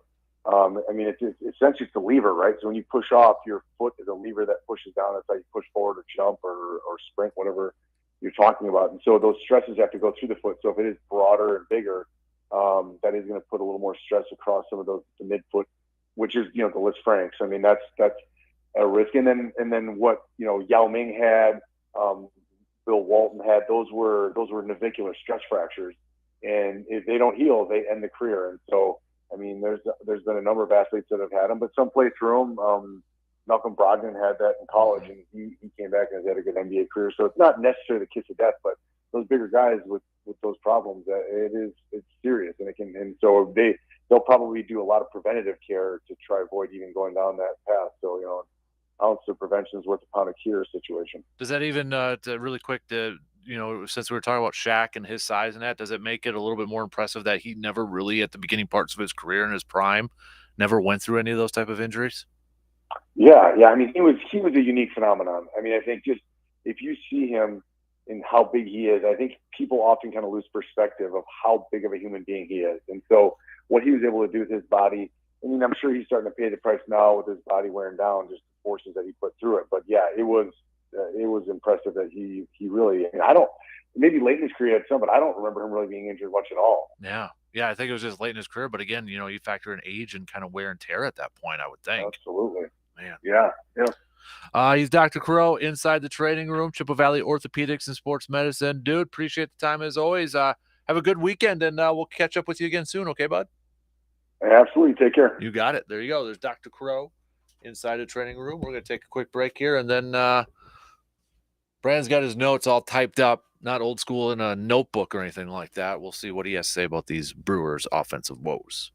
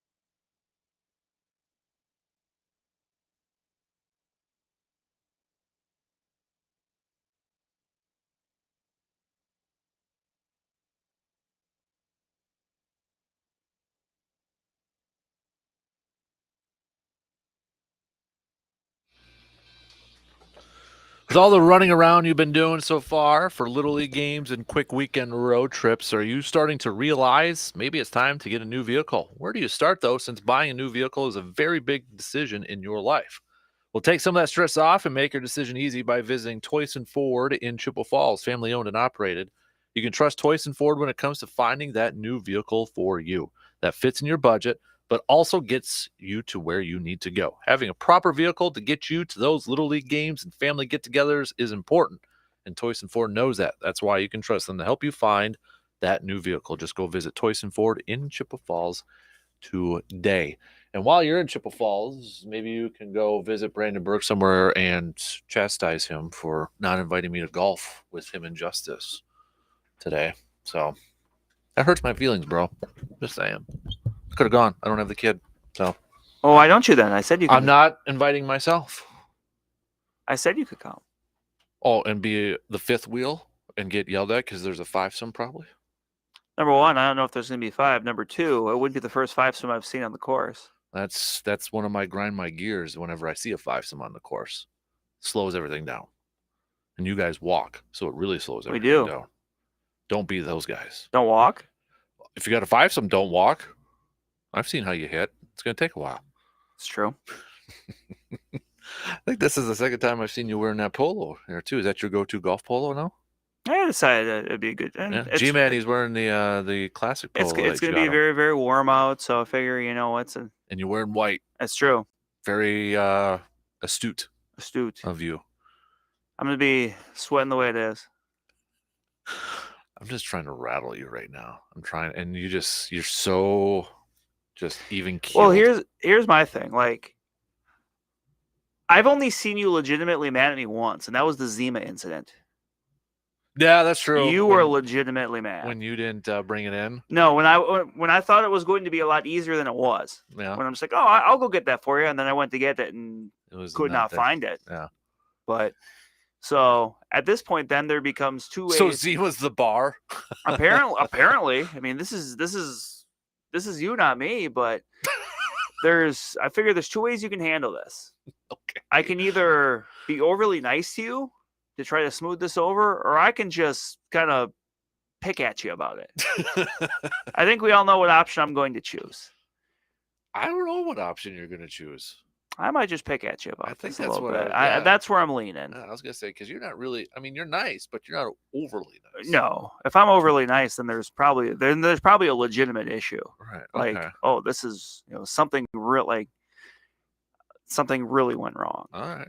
Well, I'm just saying, because when you texted me about a week and a half ago and said, and invite me to go golfing, how many times have you gone golfing this year? No, actually not that many. The last time I've gone golfing was about a month ago. Was it more than one time? Yes. Then you've gone more than me. Okay. So. But yeah, the last time I've gone was about a month ago, because it was well before Memorial Day. Because since Memorial Day, I just haven't had a lot of time. Well, then I've gone more recent than you. You have. Yes, you have. So, yes, you have. That? And I got a new driver. I got to test that baby out. You have not tested it yet. No. Brand new driver. Because I broke the other one. That's right. But at least I broke it by finishing off the hole on a par 5, parring it out. There we go. Died a hero. Chance. So it died a hero. Well said. But I have yet to test out the new one. Well, we've got about, 6 weeks? And yeah, because those title boats are coming home with me. They're on their way. So, but all right, we'll see. Speaking of which, doing pretty well with the mornings. It's all right. Morning session full up. Full up. Mm-hmm. Nice. So Good got to get hear. the afternoon in there. So there's still room, but it's filling quick. Might open up a couple mornings, but that's not guaranteed. We'll see. We'll see how it plays out. But if you want to secure that spot, you better head to our website and do that and see if you can beat Brandon's team. See if you can do it. Come on, I'm trying, man. I'm trying to do some trash talking to you. Can't do it. Wait till it gets a little bit closer, and I don't know. Maybe I have a few beers in me. I don't know. So let's talk some baseball. I've purposely not talked Brewers baseball yet this morning because you have teed this up, and you've got what size font is that? 8? Yes, actually it is. I wanted it all to fit on one page. Golly, I mean, do I need some glass? I might need some cheaters. Well, or something. I am wearing glasses, so it's Good fine. Lord, and you've got it. I mean, this is professional. We might have to take a picture and post this bullet points and everything. Oh yeah. I mean, this is like a school paper. You're gonna come correct. Holy moly! So I mean, It is not a college essay that is double spaced with in the following report here, thus and such as. What are you saying? That Oh, someone I got was very something. guilty of that too. Okay, Like, okay. oh, it's got to be 4 pages. Yeah. No Double using space, no using certain fonts. Maybe used just ticked it up to a 13 instead of a 12-point Yeah, font. just, You're oh, trying. yeah. Oh, yeah, We're aware of those secrets out there. Oh yeah. So you've done because we were talking via the text a few days ago, a couple days ago. It was before. I think it was right before the Diamondback series. Yeah, talking about Brewers offense a little bit, and well, you went down a deep dive into this thing, and I know the last couple days we've been kind of going over some of the numbers. I don't know if you saw, like Buster Olney had tweeted out this morning already, top 5 and top lowest run scoring teams since May 1st, and the Brewers are 28th in runs scored. Texas, who's number 1 by no big surprise, but they've scored over 100 more runs than the Brewers in that same time frame. I mean, this is from a few days ago on here too, Brandon, but I might as well, kind of bring it up to kind of help set this up here. But, this was from Kurt Hogg a couple days ago. I'm sure you saw that. Yeah, I think this is kind of the thing that kind of got the OPS. Kind of got things going in my head. Catcher, I mean, top 10 for Major League, would you say? And this was entering. I think this is entering Tuesday. Yeah. So yeah. So catcher was 8th with a 750 OPS. First base 25th, second base 27th, shortstop 27th, third base was 10th, left field, which is primarily Christian Yelich, was 8th.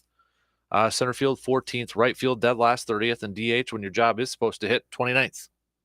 So, what did you find out in your research, doctor, professor? Well,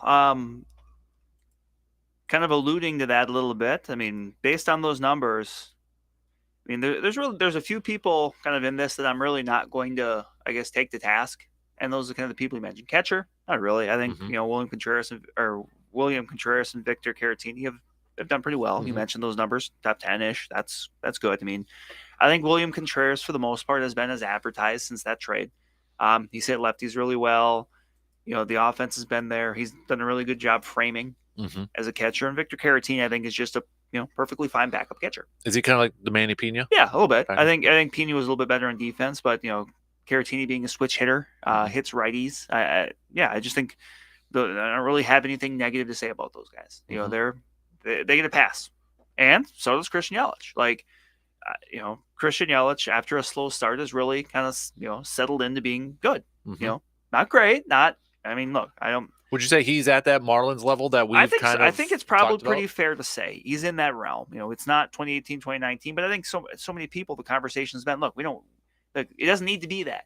Just be a productive player at the top of the lineup. I mean, he's been that, hitting around 270, on base percentage around 360. There's some power in there, not a ton, not a ton of home runs, scoring but runs, stealing bases, hitting for extra base hits. Like, and even his defense is even his defense. I think that's been a big thing that's kind of helped maybe some of his, advanced analytics too, is that his and defensive numbers can kind of fluctuate year to year, but a lot of a lot of systems that really like what he's done defense. But I think that kind of matches with the eye test. I mean, we haven't seen him kind of make any, egregious errors that maybe he had the last few years. So yeah, I have nothing negative to say about him right now.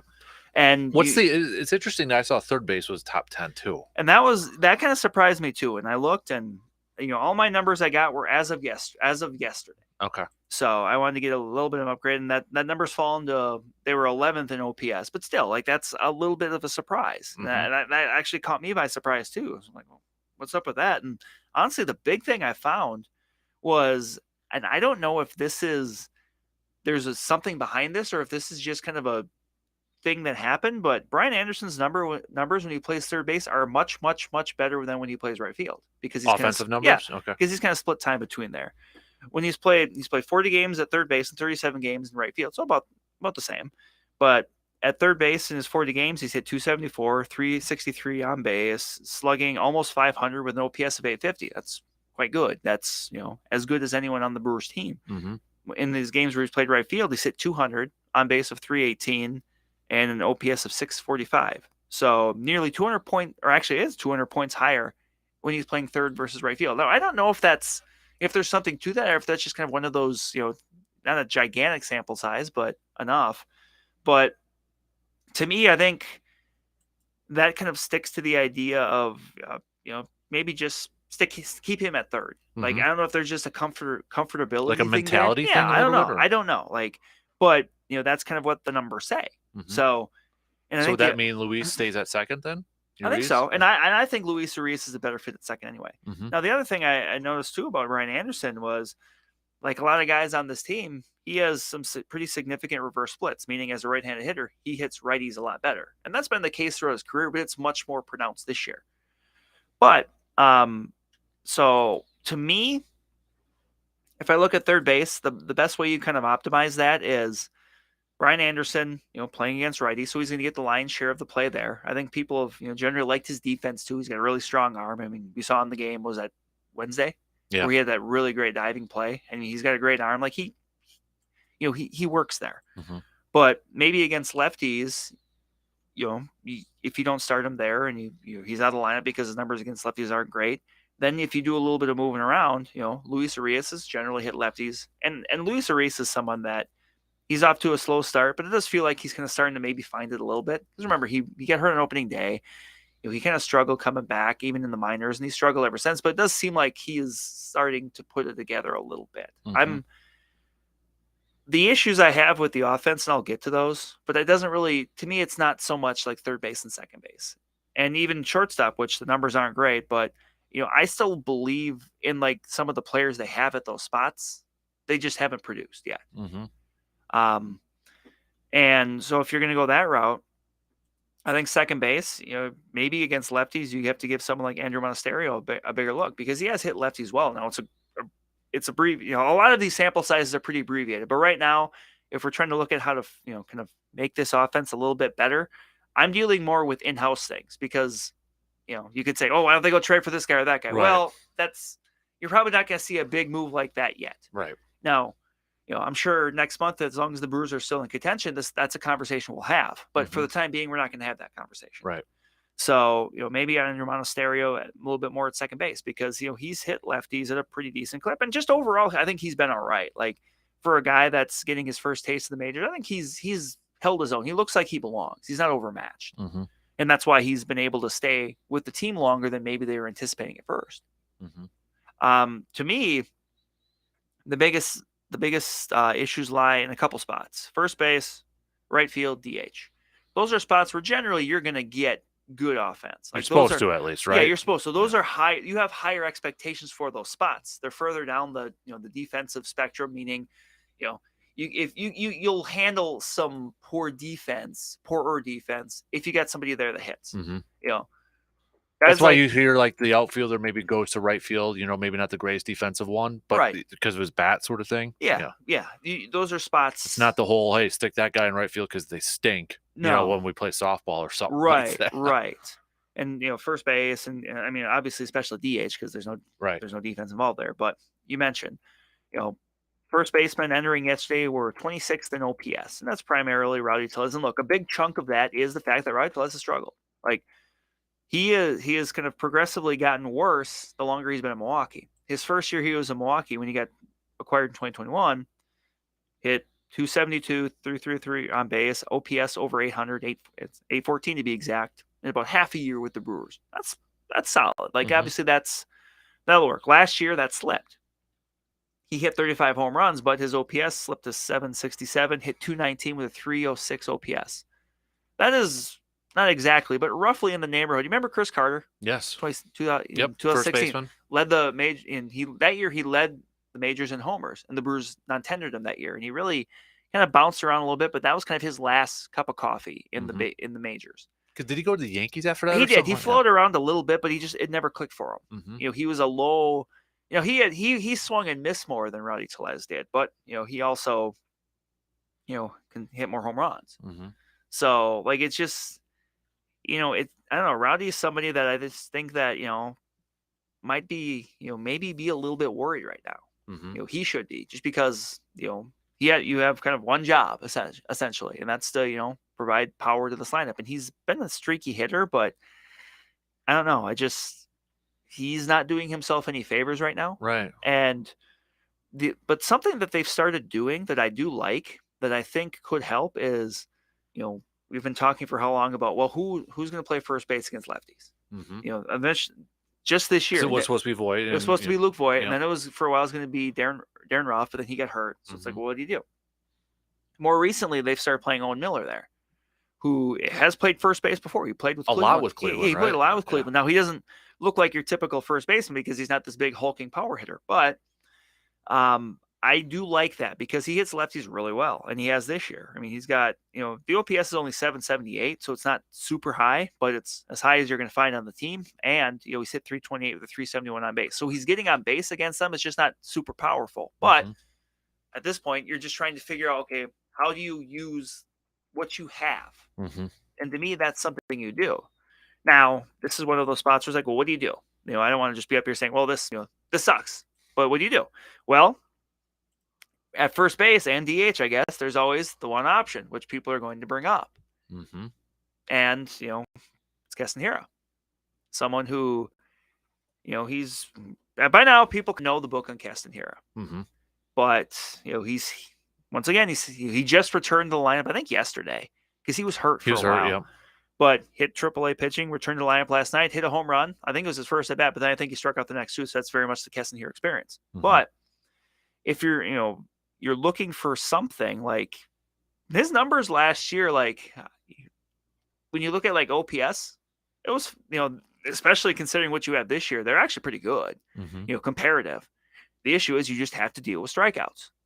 But if you're looking for someone that, in amongst their other, when they're not striking out, if they're pretty productive, that's generally been him. Now, he's someone you're going to have to re-add to the 40-man roster. Right. Because he was removed. Other teams had a chance to claim him. Nobody did. And I mean, something I've talked about at great length on the show is if you're going to do that, if you're going to bring Castanera up to play either first base and or DH, you have to play him against right-handed pitching. And this is something I've talked about to death on here, so I'm not going to waste that much time on it. But his numbers significantly better against righties versus lefties, and just one of those things. Which would take away Rowdy Tellez, then, right? Essentially, a little bit, or because you want, I mean, it's like you said, a first base and a DH, and I'll get to DH too here a little bit. But I mean, his numbers, he's an 840 OPS in his career against right-handed pitching, which is essentially the same OPS that Paul Konerko had in his career. Do you remember Paul Konerko? Oh, yeah. He was a cornerstone for the White Sox in like the 2000, a good hitter. Against lefties, his OPS 606. What does that mean? That's actually slightly worse than a player I like, but ultimately didn't land, Logan Schaefer. Yes, Logan So Schaefer. basically, that's the difference between a potential all-star first baseman and a reserve outfielder that never really landed as a hitter. Mhm. That's a pretty significant difference. Yep. So you can do that. Like, that's kind of really your only option. There's not a ton of great options. Right field, unfortunately, one of the possible options, I don't know if you saw last night, Sal Frelick just returned the lineup and left the game. Yeah, he got hurt. He hit a ball off his knee. Yeah, so we don't right now. We don't know, but Right. he had to have some help, like walking off. Like, it's not great. So Mhm. you remember, Sal Frelick also got hurt the exact same day Garrett Mitchell did back in April. Like, Because you kind of one thought of that those maybe would be a call up, but then it that was, obviously wasn't an option. So it's kind of one of those. If it wasn't for bad luck, he'd have no luck. It seems like. Yep. And he's just returned from an injury, and he's hit okay at AAA. That was kind of the best option if you're going to try to find right fielder, because right now Brewers are getting dead last production in the majors out of right field. We know the story there. Obviously, initially that was supposed to be Joey Weimer. He moved to center after the Mitchell injury. They've tried different guys there. Tyrone Taylor came back, just wasn't working for him. Right now it's Raimel Tapia. And Raimel Tapia is even someone that doesn't necessarily have great production offensively. And Blake Perkins has been fine in kind of an abbreviated role, but that's not an answer. And this is kind of one of the tougher ones, because there's really not, if Sal Frelick is out again, there's really not much in the way of an answer internally. Otherwise, you've got Tyler Naquin, someone who was signed right before spring training. He's got an OPS of 714 in AAA. I mean, you could do that, but that's not exactly going to inspire much confidence. And DH, another spot, 29th in OPS. A big chunk of that's Jesse Winker. that just so far that just hasn't worked. Has he been the most disappointing offensive player for the Brewers this year? I think I would still go Willie Adames just because the bar was higher. Mhm. Winker's coming off an injury, so it's not unheard of to think that he's coming off an injury. Maybe sometimes it's just in a significant shoulder injury. Like sometimes you just don't get that back. And you're talking about last year's injury, not where he just came off. No, I'm talking about the injury he had last year in Seattle. Because he just got off the injury list a Yes, couple weeks ago, too. and he's hitting 200 with a 312 on base, but really the big thing for him is there's no power. Yeah. Like, that home Finally run hit he his first was dinger. and just not much in the way of even doubles. Just he's kind of been a bit of a slap hitter up there, which for your DH is not ideal. And I mentioned Keston Hiura, if you want to, that could be kind of an option. But I feel like Winker and Hiura are almost tied at the hip because they don't either offer a lot of position versatility. Now Hiura can play first base. But Could Winker play right field at times? He hasn't, and they seem like they've been kind of leery on that. So it almost feels you don't want to have two straight up DHs on their team, especially if they're both should only be out there against right-handed pitching. So it almost feels like if they, the hero move would come potentially if they ever decide at some point they want to move on from Winker.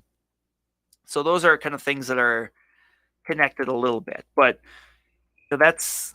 And even looking at the AAA team, like there's not a whole lot of significant options right now. I mean, the only other guy that's at AAA that's hitting really well, that's a possibility would maybe be Eddie Alvarez, who's an older minor league guy that had a cup of coffee with the Dodgers and the Marlins a few years ago. But I mean, he's entering yesterday, he was hitting 296, on base over 400, OPS of 900. He's an infielder, so he can play second, short, or third. But how is that going to translate to the big leagues? We don't know. He's in his lower 30s, so it's not like he's a young guy getting his first taste. Maybe that's something you do, but I don't know. Like, I think the frustrating thing, just kind of to wrap this all up for the Brewers, is there's several options, and right now internally there's not a lot of answers. And unfortunately, one of the possible answers just got hurt last night.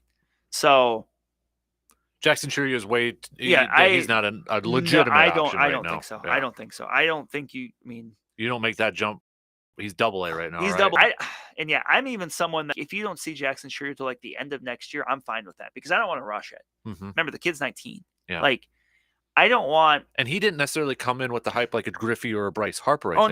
This is something that last year it really kind of ballooned for him. We started to hear the name Jackson Churio. Yeah, right? like there's another guy in the minor leagues that's still that's kind of doing that this year. His name is Luis Lara, and he's a center fielder, and he's in the lower minors, but he's hitting the ball, cover off the ball, basically as a contact hitter, which I know, he doesn't strike out. I think he's striking out like 8 or 9%, which is very, very low.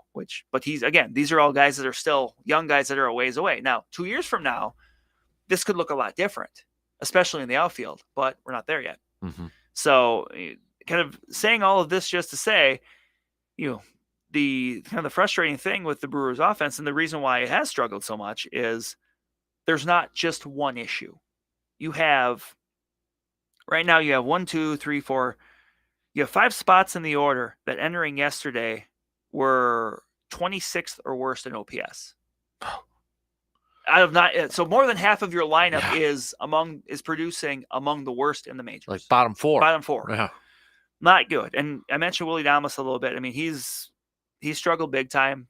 A guy who we were talking about at the offseason before. He can give a big contract to. Yeah, but he's someone that kind of like some of those other infielders I mentioned. Like I'm willing to be patient with him, like because we've seen like what can happen there. More than a year's worth, right? Like a Rowdy Flores, we've seen a year. There's he's even last year when it was down a little bit for him. He was still productive, even if the average and the on base weren't where you want it. And I don't think they're gonna bench Willie Adames or something, but maybe moving him down a little bit in the lineup might be the move. But again, you don't exactly have a bunch of people that you can just jump up there. Right.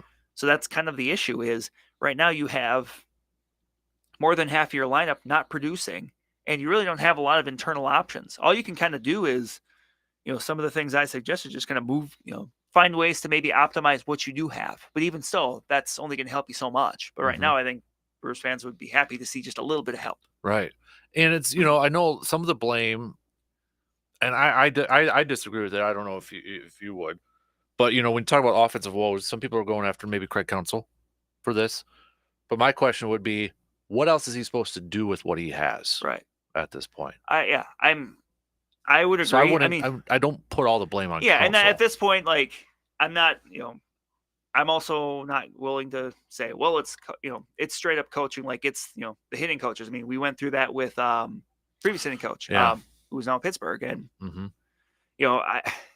I think an issue with this is just in general, the Brewers organization has struggled to develop hitters recently. There's a period of time where they couldn't develop a starting pitcher to save their life. It was basically Giovanni Gallardo. Yeah. Since it was like Ben Sheets, nobody, Giovanni Gallardo, nobody. And now it's kind of flipped a little bit. Because, you're right. Because you go back to that core, let's call them, of Fielder, Hardy, Corey, Braun, Ricky Weeks. But who are they starting? You mentioned like Giovanni. And there was a period of time where, remember, a big reason they went out and got CC Sabathia was because Giovanni Gallardo got hurt that year, and they had Ben Sheets. That's kind of it. Yeah. No offense to Bush. Dave Bush or Jeff Suppan. Like and that's kind of flipped now. Yeah. And you're right. But you're right. Like what who's the last Brewers hitter that they've developed within their own system right now? That's actually decent. Don't know yet, right? I mean, because it's not Yelich. He wasn't part of it. It's not Rowdy Tellez or Willie Adames or those guys that we're just talking about. Right. It's been a bit. Heck, even Jonathan Lucroy was a Brewers guy. Honestly, it might be Lucroy. Yeah. It might honestly the last legitimate hitter they developed might be Jonathan Lucroy. Wow. That tells you something. And even that was something that I don't think people necessarily saw coming.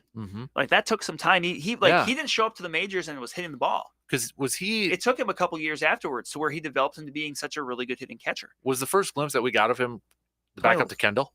No, I think it's 2011. Was it 2011? Okay. Because he got hurt, and you think, oh, Jonathan Lucroy was on that 2011 team, but he was hitting at the bottom of the lineup and wasn't.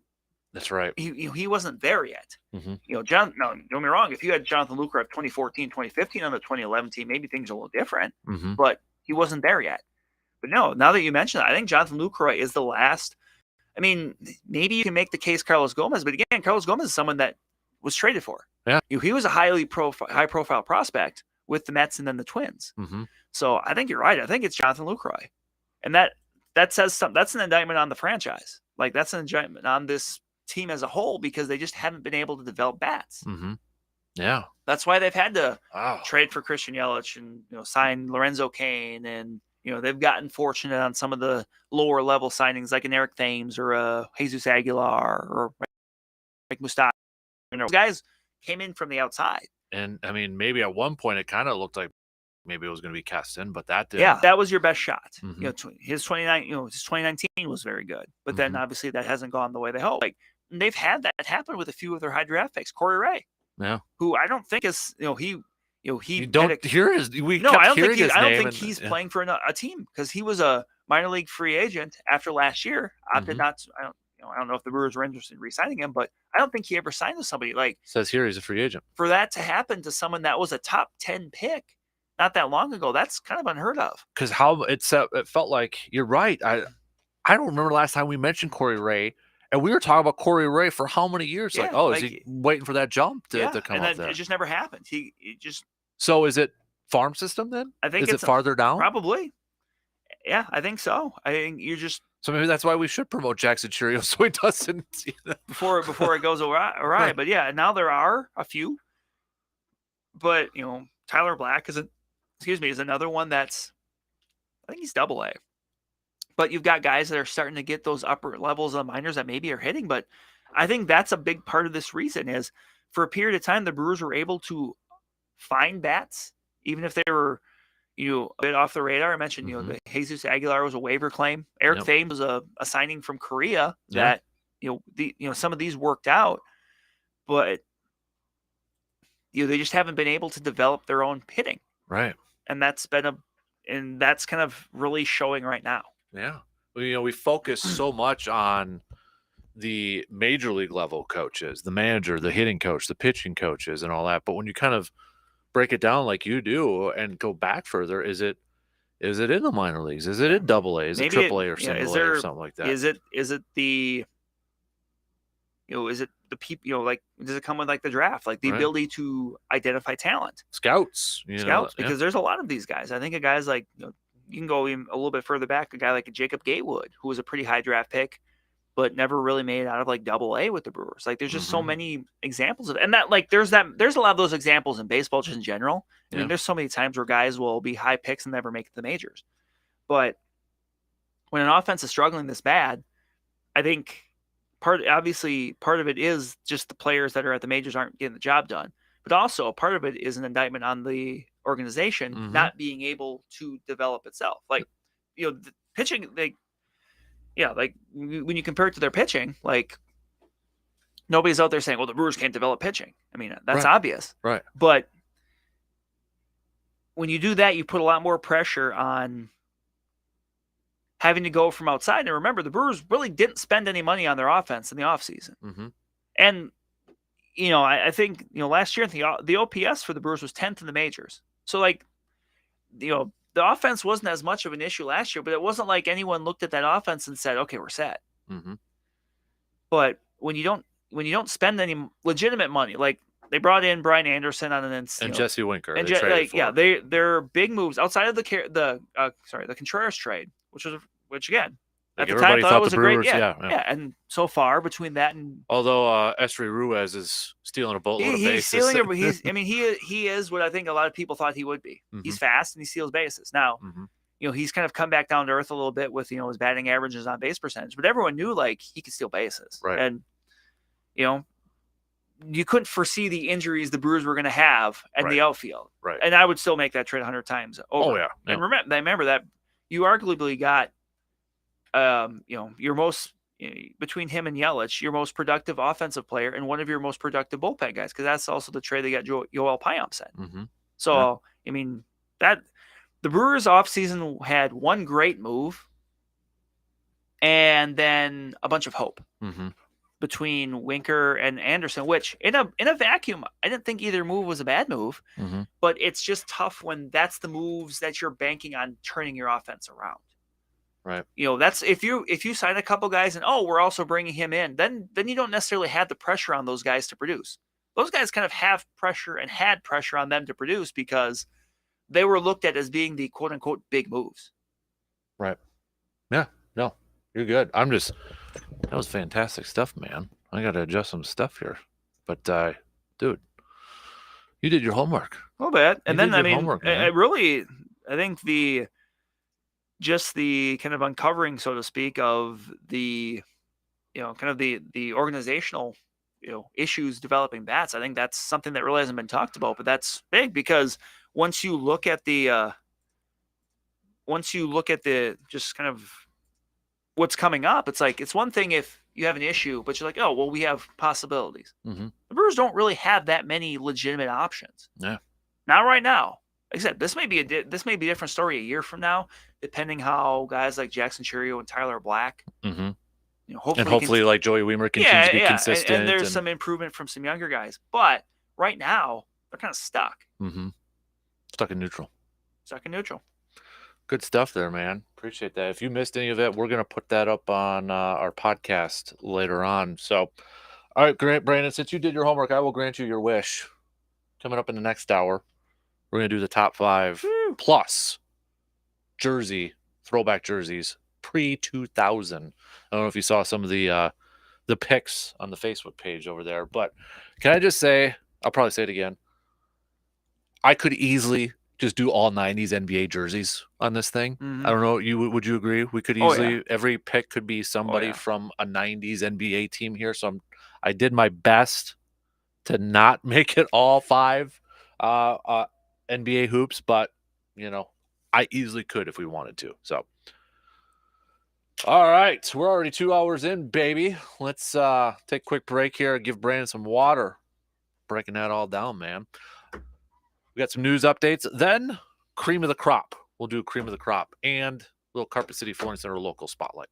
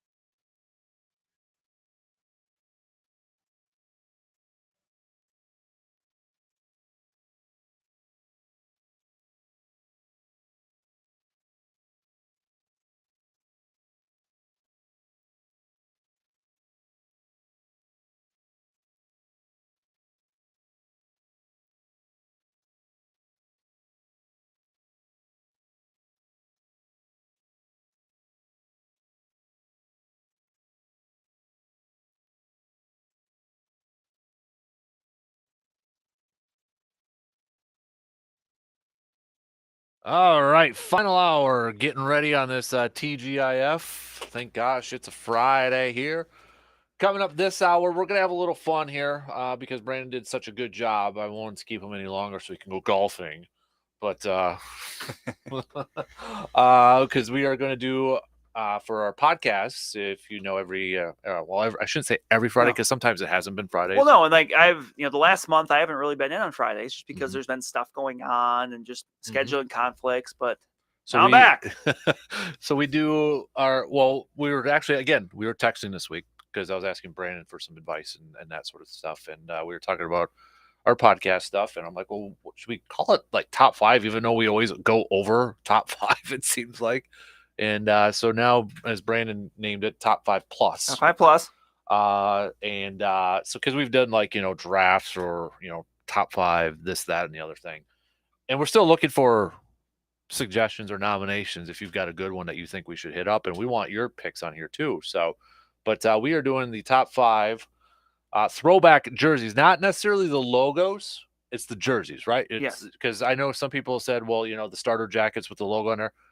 Cool, they're awesome, but we're looking at the jerseys, themselves. Like, as I said before, I could probably do 90s hoops all day, every day on that one. And a lot of you who sent over your picks and even with some pictures attached to it, were 90s hoops. So, and I think even one person commented on Facebook, pretty much anybody that played 90s hoops on there. So we'll get to that coming up here. I got a quick Carpet City Flooring Center local spotlights. I'll actually do that now. Let's go to the Express last night. So the Express last night got the victory against Rochester. Quick road trip, but Nate Whitty, I believe is how you pronounce his last name, last night had an insane catch. He plays for UW Eau Claire Blue Golds baseball team, but he's playing with the Express, robbing a home run at the wall last night. We retweeted it thanks to owner Craig Toyson for tweeting that out. But we're going to give him the spotlight for making a play like that, robbing that home run.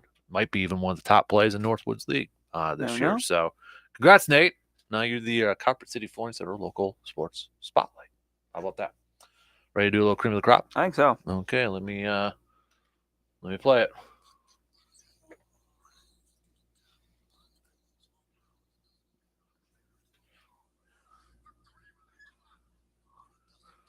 All right, before we go, our good friend Mark Faunus just texted in, Legion coach. Yes. Can Brandon do an analysis like that for my team? We need more offense too. So you might have another job there, analytic boy. Well, I appreciate that, Mark. Mark and many other teams will be in action this weekend. Chippewa Falls, Post 77, Legion Baseball hosting their annual wood bat tourney. Oh, yeah. The senior nice. Legion team at Kasper Park, the junior Legion, I believe, at Halley Park. But games all weekend. They start tonight, I believe. I think Chippewa and Eau Claire play tonight, if I remember correctly. Chippewa plays twice today. I think 5:30 River Falls, 8 o'clock Eau Claire. I'll be swinging over there for a little while today. Nice. Then they got games going on tomorrow and Sunday. I mean, a lot of very good. I mean, Chippewa Falls, Eau Claire, Stevens Point, who went to state in the spring baseball season. River Falls, who was a sectional team. Obviously, there's just a lot of really talented teams that are playing there. So if you're looking to get out somewhere and watch some local high school age baseball, that's gonna be the place. Got a couple of games for the Express tonight and tomorrow. There you go. As well too. You have baseball options. CRBL going CRBL. on? They've got some games coming up Sunday. Next Friday actually is the All-Star game at Kasper Park in Chippewa. Already? Hey, I suppose that's going to be close to July. Yeah, we got the All-Star game coming up next Friday night. Good Lord. So yeah. Wow. Okay. Baseball. Yeah. Holy crap. Just think July and we're going to be doing training camp. Ooh. Oh, slow down here a little bit. All right, cream of the crop. I'll give you the honors first. I'm going to keep it pretty simple this week, and I'm going to go with Victor Wembanyama. Can we come up? Does he have a nickname that we can just say that's? Can I just call him Vic? Vic for now, but being able to land with the Spurs with Greg Popovich, like it's ideal. Like when you're that generational talent, you don't want to go somewhere where you're not exactly sure about the people the team you're getting involved with. I don't think people have those questions about the Spurs. So I would have. Yeah, I agree with you. No offense, but if you went to the Hornets, what? No Jordan offense. sold majority. You don't have to worry about that now. Well, I'm a little concerned about their number 2 pick versus going. I was really hoping that Shams report yesterday was true, because you heard about that, right? No. So there was so you didn't see what I created? Come on, I thought I hit it perfectly. So Shams was on from The Athletic, was on Pat McAfee, and he said it's trending that the Hornets are going to draft Scoot Henderson. Scoot? And so I'm like, wait a minute. This is the day after Miller had that presser and said his the GOAT. Yeah. And then I put the Jordan meme next to it, said, I took that personally. Gotcha. I was like, I hit it right there. And No. then it didn't fall through there. But I'm just going to go with Victor. I mean, generational talent going to a good spot to succeed. I hope he's a generational talent. I just, part of me is like, I think, and maybe I think it's mostly the media part too, because was it, it was Woj already saying he was the best prospect that ever comes in. I'm like, could be a great player, but come on now. Yeah. There were some really good ones. Well, that came and through especially, here. I mean, you think of LeBron, like 20 years ago, before social media is what it was, and his games were still on ESPN. Like, that was unheard of at that time. Yeah, I watched his first high school game on ESPN. And that's a little different because, let's face it, he played in America as a high schooler. It's a little bit easier to have his games be visible. Right. But still, like, there's a lot going into this. And you just hope that his body allows him to see what to see what his talent can do. And that's, I think, what kind of maybe goes to your point too, of going to a team that recognizes maybe to put him in the best position to succeed and have a good career. Right.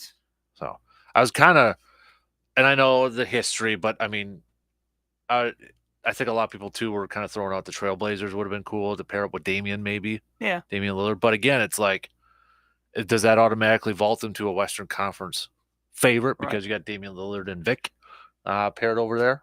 I don't, but I know everybody's got the Greg Oden, Sam Bowie, all that but stuff. That's like, I just hopefully that I just hope he stays healthy so we can see what there is, because that's the worst when you never know. Yeah, and maybe that's where I'm just like, I'm backing off on all the hype on it, because I just want to make sure he doesn't, because what's going to happen if he gets hurt and doesn't. He'll be labeled as one of the biggest busts, right? If he gets hurt, and I'm not saying he's going to, and it's not necessarily his fault if he gets hurt. Like, right, exactly. Stuff happens, right? So, but you just hope he gets that chance to, win to swim or sink or swim based on his own talent versus something that may or may not be in his control. I'm curious to see. It's so weird watching how the NBA is now compared to those 90s, isn't it? I mean, and it's kind of weird because, you had, remember that run? I mean, Sam Bowie was kind of the first, but then you had the Sean Bradleys, the George Murasans, or for a while it was just, 7'6" dudes, 7'5" guys. Or, Manute Bol was on there too, those guys. And it's like, Rick Smits. I mean, we could do a podcast on some 90s centers that were not Hall of Famers that we just enjoyed. Yeah, Greg Ostertag. George Murasan, popular actor, was in My Giant with Billy Crystal. The way you just said that, thank you. I've never seen that movie though. Have you? I don't think I have. I haven't either. I know exactly, because that was like promoted all over the place. Oh yeah, George Murasan. Yep. Good Lord. Sean Bradley was 7'6" and played for the 76ers. And it was number 76. Look at you bringing the knowledge, man. You're choked up. You're bringing the knowledge a little today. bit, but yeah. And it's, you're right, though, because now. But his talents got taken away for a hot minute. It did. Space Jam. But now we got Victor Wembanyama. You got to figure Zach Edey. That'll be interesting next year. Whatever happens there. Mm-hmm. Yeah. Do you like the NBA draft? I do. Yeah. I do, and honestly, in some ways, I think it's more viewer friendly than the NFL one. It goes at a nice pace. It goes quicker. Yep. It's all done in a night. Yep. And sometimes you have trades that are you have that trade speculation where yesterday was are the Trailblazers going to trade that pick to try to there's that involved. Even though this year's draft for the most part was pretty chalk. It was, which kind of surprised me a little bit. But I do like the NBA draft. Mm-hmm. I do. No, it does. It flows smooth. I think the one thing I used to love the NBA draft, and I think it's no fault to the NBA in this part, but there's there's players now like what 4 of the top 5 picks were not college players. Well, and that's it. You don't know. That Right. I was just gonna say, NFL, even if it's like an offensive lineman, you can say, oh, it's whoever. Oh, but he played at Alabama, or oh, Right, he played yeah. at Georgia. Yep. Versus, you're let's face it, you're probably a lot of people aren't watching the G League, Mhm. so you didn't see Scoot Henderson, Right. Yep. Or the twin brothers. that or the went twin, 4 or the 5. twin. Yeah, like. So that can sometimes make it a little bit tougher. And you mentioned the international picks too. Like you just, unless it is someone like Wembanyama, where you heard about him, like Mhm. let's be real. Nobody here knew who Giannis was No. when he got drafted. Nope. Not at all. So that works against it. Mhm. But I think in some ways it is more TV Mhm. friendly because things move quicker. Yep, I would agree. Okay, so my cream of the crop, I'm going an easier route. Cincinnati Reds. They're Yeah. playing some really, really good baseball. And they're right like, now. and the thing about them too is like the Pirates. You were I was a little leery on, like, and obviously we're kind of seeing that now. But the Reds, like, they just have a lot of young talent. Like if you look at their lineup right now, with just calling up De La Cruz, the young guy, like they just have a lot of younger guys. So like, Joey Votto has come back, and it feels like maybe there's a little more staying power there. The Pirates, maybe they've got some more young talent on the way. Mhm. But like you almost feel like, hey, for their case, like, this could be the start of a little something for them. Mm-hmm. Yeah. So I'm nervous, man. And I guess it was at MLB.com like 2 months ago. I think they had like their bold predictions after the first quarter, and the first one was the Reds take the lead in the NL Central. Huh? And people were like, and even the writers like, yeah, I know, I'm not gonna. Well, that dude's a genius yeah. right now. So I mean, he's got it right. 11 game winning streak. Yep. Right now for the Reds, but fingers they play the Braves now. So I'll say we'll see if Brewers take advantage of it and get some. Thankfully, wins the against Brewers Cleveland. got 3 out of 4 from the Reds earlier on in the year. Yeah, right. But that month of July, Brandon, too, and before we take a break and do our jersey thing, you talk about balanced schedule, but could we find out, because what trade deadline is August 1st, I think? Something like that. Brewers play the Reds 3 series in July. Yep. Would that be the perfect indicator whether they're going to be buyers or sellers? By the 27th, yeah, they will have played 3 series against the Reds, one against the Pirates, and one against the Cubs, a 4-gamer against the Cubs. So, honestly, that falls really well. If they're not in a decent spot, I would be in favor of them selling. Mm-hmm. I would. Now, when you say selling Corbin and all that, yep. I would say Burns. I mean, there'd be some others, but yeah, I would be in favor of them selling. I think that works out. That schedule works out well to figure out what you have. Yeah, because I mean, then I don't think they play Cincinnati again after July. Yeah, they don't. No, they'll be done playing the Reds by the 26th of July. Mm-hmm.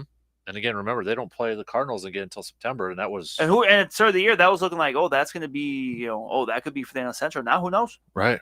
Yep. Who knows? I mean, they still got Pittsburgh at beginning of August there, and the Cubbies and Pittsburgh again in September, but still. So yeah, it kind of goes without saying here, but the next month for the Brewers is very important, not just for this season, but for kind of where this franchise is going. Mm-hmm. I'd agree with that. I'd buy that. So, all right. Last call for your favorites, top picks for your. Should we call them retro or throwback jerseys? Vintage, retro, whatever. Vintage, retro, throwback jerseys. Pre-2000. Yes. Pre-2000, which is still kind of weird for me to say that was 23 years ago. So, yeah. All right. So if you want to get yours on over, if you haven't already, let us know. Hit us up with a text on that Shoe Doctors bullpen line. 715-830-1912 or tweet it or Facebook it. So we'll take a quick break and then we'll have a little fun here. I got to make a couple of changes to my list, but I think I've got it. We'll get to it coming up next.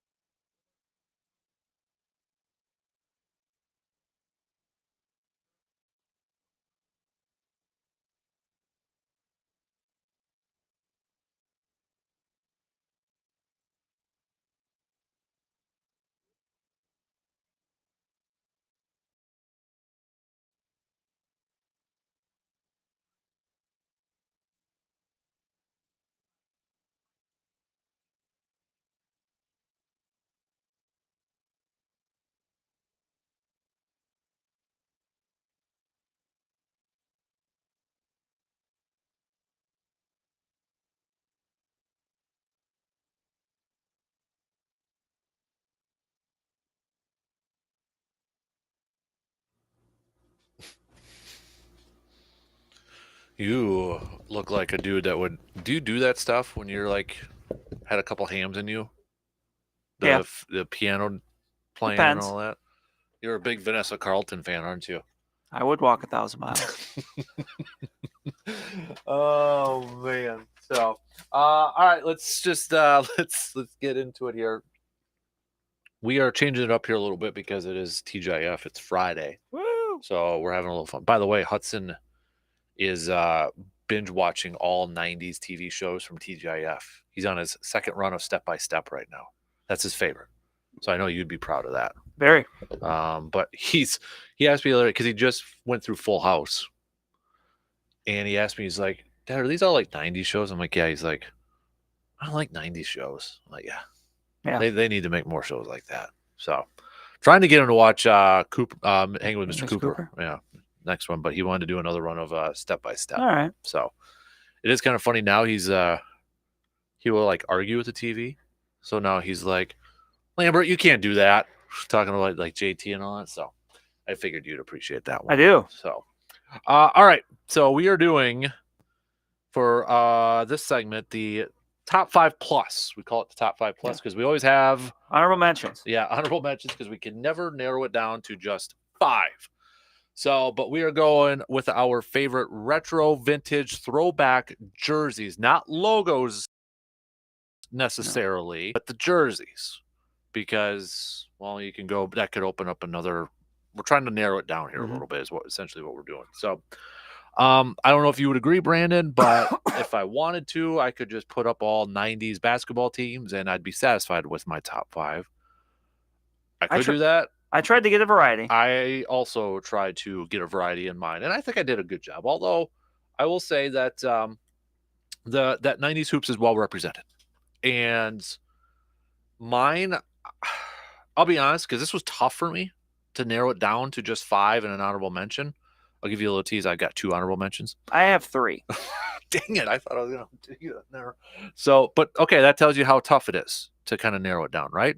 A little bit there. So, without further ado, should we get to the what are you finger pointing at me for? I was gonna say that was my agreeing with you. Like, let's go. Without further. Oh, I'm sorry that you have to hurry up and get going. Oh, absolutely not. I got time. I got time. For your tea time out there. So I got time. You just never mind. Stop it. You got 3 honorable mentions. So since you got more, I'll let you go first. All right. You have 3 honorable mentions. Again, these are pre 2000. Yes. Pre 2000. My first honorable mention. Yeah. I was gonna say my first one, and I think I'm gonna go with the 90s 49ers jerseys. Okay. Like the red, the red, white, and the gold. Yep. Yeah. I know exactly what you're talking about. The Steve Young. Yeah, Steve Young. I really like those jerseys. Mm-hmm.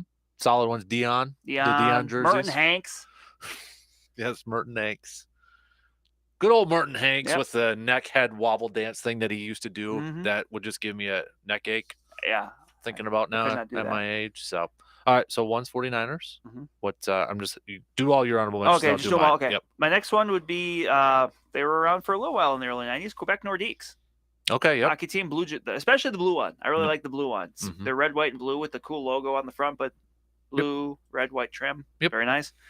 Other one, you're going to have it a lot higher, but I have to have it on here.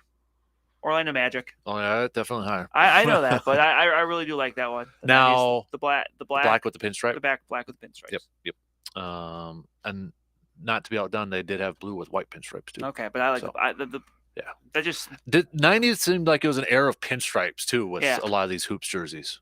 It seemed like some teams had a version of a pinstripe jersey. Yep. Even the Bulls.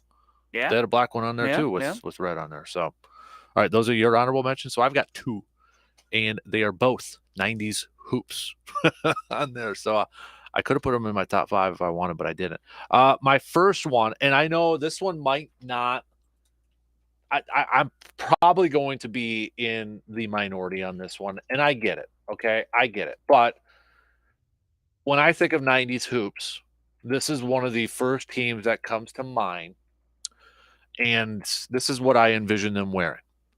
It is the Gary Payton, Sean Kemp, Seattle Supersonics jerseys. We're talking like the darker green, not the yellow, but it had the orange on there.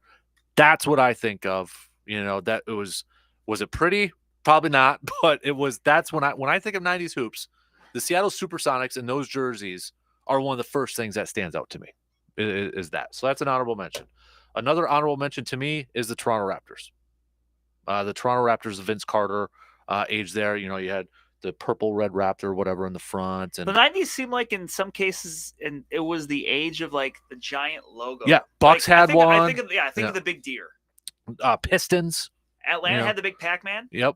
Oh yeah, and then I think they actually had a big hawk. And then I had one with the big hawk. Yeah, exactly. You're right. It was like, besides the Bulls, who just had Bulls on the front, or so, even the Cavs had a weird kind of funky thing on there too. That was just the way it was in the 90s. Mm-hmm. Jazz had a big mountain, I think. Yeah, on the there. mountain range ones. Yep. So those are my two, Raptors and Sonics. I easily could have put the Raptors in my top 5, but again, this speaks to your top 5. I'm trying to be diverse in my picks here. This isn't 90s hoops retro jerseys. It's all sports on here. So. Plus, I mean, how can you not think of Patrick Ewing wearing that Supersonics jersey at the end of his career? So, going up against Hakeem Olajuwon in the Raptors jersey, yes, exactly. Number 5. How about you? Number 5 for me, my other hockey one on here, Hartford Whalers. I thought about putting them on there. And there's a couple different ways you can go, but like the one specifically I'm thinking of, and I can show it to you here, but dark blue with the green and the white and the other blue trim. Yes. Yep. Look at that. Like, I always said I would love a hockey sweater of them. Yes. Just, I'm all about the Hartford Whalers. Like, it's not going to happen, but if Arizona moves, it's not going to happen. Move to Hartford. Yeah. You don't want them to come to Scotty? They're not going to move to Milwaukee. I don't think Milwaukee could support 3 sports teams, No. 3 professional top Big 4 level sports teams. Could Madison? I don't think so. No. So I'm going to say. I tried people in 6th grade. I sent a letter to Tommy Thompson. It didn't work. I even had a name. What was it? The Polar Bears. Hortonville. There was a project we had to do in 6th grade social studies. We had to send a letter to Tommy Thompson about some an issue. And me and my buddy Adam wrote a letter saying we want a hockey team and we want to call it the Polar Bears. Never got a response back. But yeah, number 5, that would be mine. I'm going a little bit more old-ish schooler. I'm going to the NFL. I'm going to the NFL in this. The Houston Oilers. I'm going with the Houston Oilers with the old oil stack helmets and the powder blue with the blues. red, like the red and the white trim. Yes. Yep. Houston Oilers are my number 5 pick.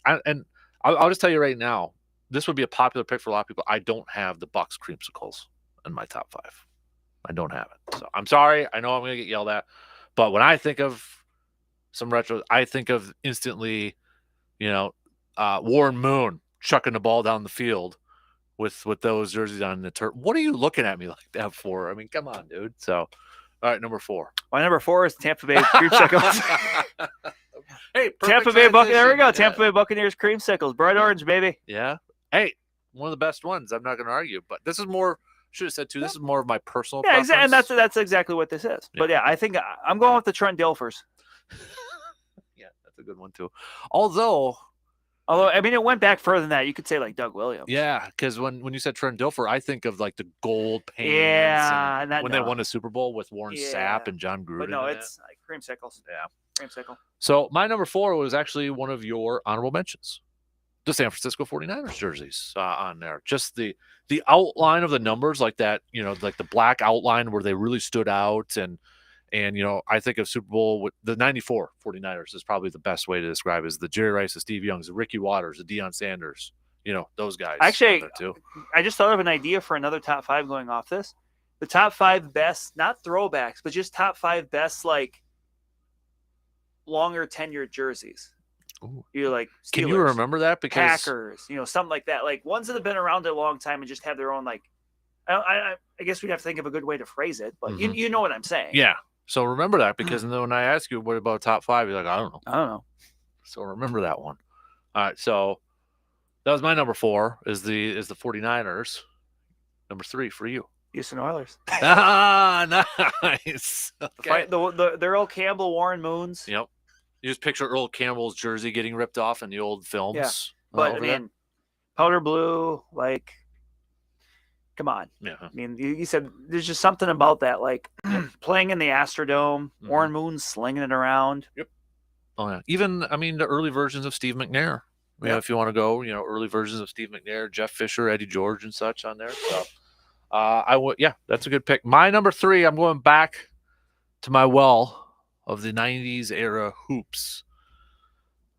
They were not one of my favorite teams, but I mad respect for both their logo, their colors, and their jersey. And you want to talk about another team that had pinstripes attached to it, Charlotte Hornets. With those shades of blues. And Charlotte Hornets were like a fashion statement in the 90s. Yes. I think everybody had a starter jacket of the Charlotte Hornets, it seems like. Now, to go off of that, it's from the last few years. It's Always Sunny in Philadelphia. They had like a flashback episode to everybody in the 90s, and one of the characters, Mac, was wearing a Charlotte Hornets starter's jacket. Yeah. You can. I think everybody just, when you say Charlotte Hornets 90s, you can picture it. Even if you didn't have one, you can picture it. You can see it, the blue and the purple. Yep. A little bit of white in there too. Yep. So Muggsy Bogues, Alonzo Mourning, Larry Johnson, Hersey Hawkins was on there. Later years, you had B.J. Armstrong, Glenn Rice, Matt Geiger. There's another center for you if you want to throw in there. Vlade Divac. Come on. Yeah. Traded for Kobe. So, Hornets. Because I remember as a kid, that was like on video games. A lot of times I was always Orlando and somebody else was Charlotte. That's kind of what it boiled down to, because Michael Jordan was, again, just didn't have his name on some of the games. Although my favorite one, Shaq, was roster center. So roster center. That's my number 3. All right, top 2. Now this one hits a couple different ways. My number 2, I was wrong. I do have one more hockey. The original Anaheim Ducks.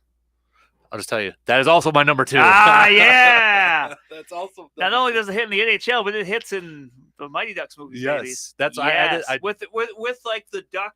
The shaped Ducks. Yep. Goalie mask. Yes. The purple, the blue, the white on there. Yep. That's my number 2. Quack. That's also my number 2. All right, excellent. All right, so I took one of yours. We actually kind of have a lot of similarities. We do. Our number 1s are going to be different, because I think I know my number 1. I have a feeling I do. Yeah. But Ducks. I mean, come on. Yep. Movie wise, and then Paul Correa, Teemu Solani. But perfect color scheme too. Yes. I mean, come on. I wish they need to go back to that. I totally agree. Come on. Did you have one of those sweaters? I didn't, but no. Somebody actually went to the thrift shop and a few years ago dropped one off. I don't know if I still have it around here or not. I actually might have it downstairs. Ooh. Might have to bust that out. It might be.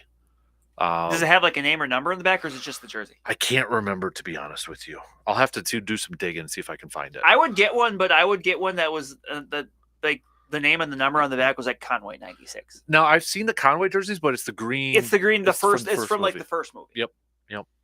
I would get a Mighty Ducks jersey, but it would be the custom name and number of someone from the movie. So, because I'm a D2 fan. Oh, same here. D2 is my favorite Mighty Ducks one. I had the VHS as a kid. Yep.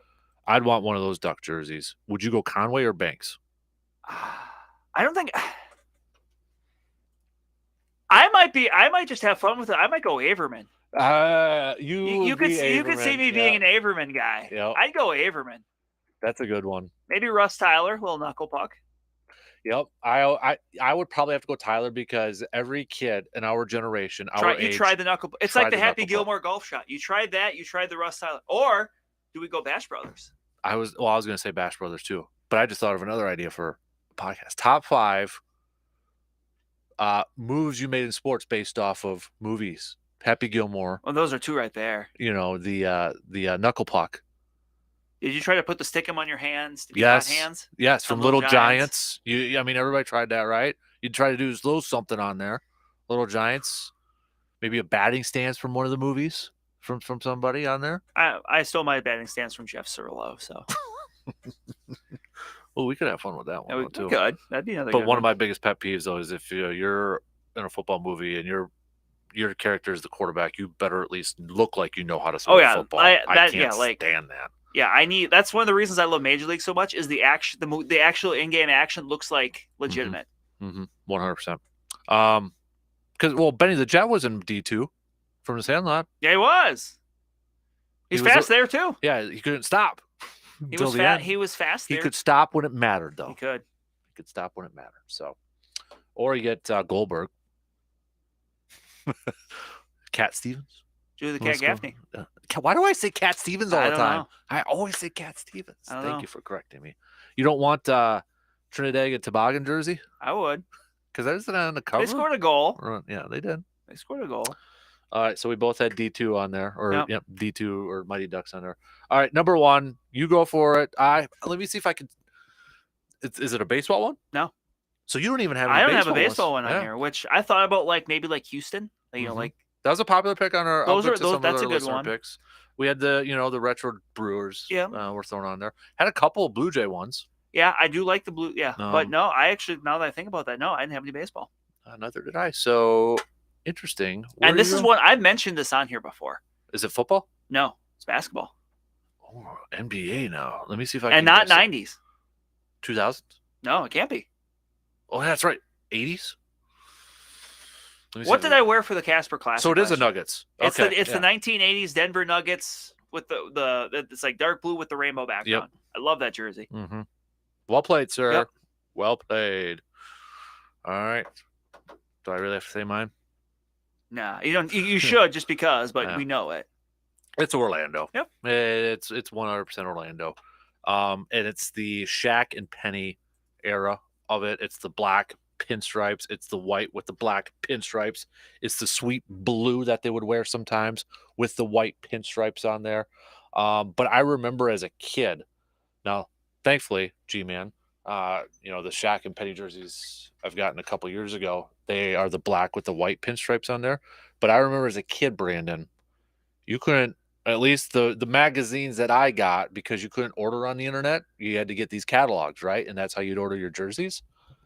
The black ones didn't come with the pinstripes. Really? So my first jersey I ever got as a kid was a Shaq Orlando Magic one, black, with no pinstripes.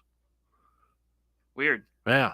I still got it to this day. It's hanging up in the man cave, although I got to take everything down in the man cave. But it's still my Penny one, my Penny Hardaway one, black with no pinstripes. We were so close to having those jerseys clash, which I guess they probably wouldn't because they would technically both be home or away jerseys. Mm-hmm. Yeah. But it's something about who had the what movie line was it about the Yankees and the pinstripes? There was a movie line about that. I don't, but it was like, I don't know. I gotta look it up now. But anyways, it's Catch Me If You Can. It was from that movie. It was Christopher Walken. That's my best Christopher Walken impression. Where he said, "Do you know why the Yankees always win, Frank?"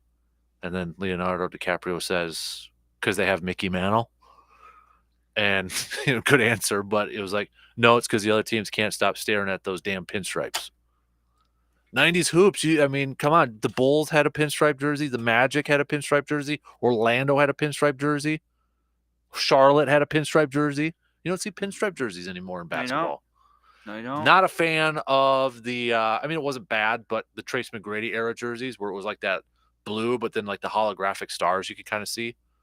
You know what I'm talking about? I didn't mind them, but I like the Dwight Howard era blue ones. Okay, yep. Black outline on. I know what you're talking about there. So, but Orlando one's got a special place in my heart. What are you looking up over there? You're distracted. No. Put the phone down. You're in class right now, sir.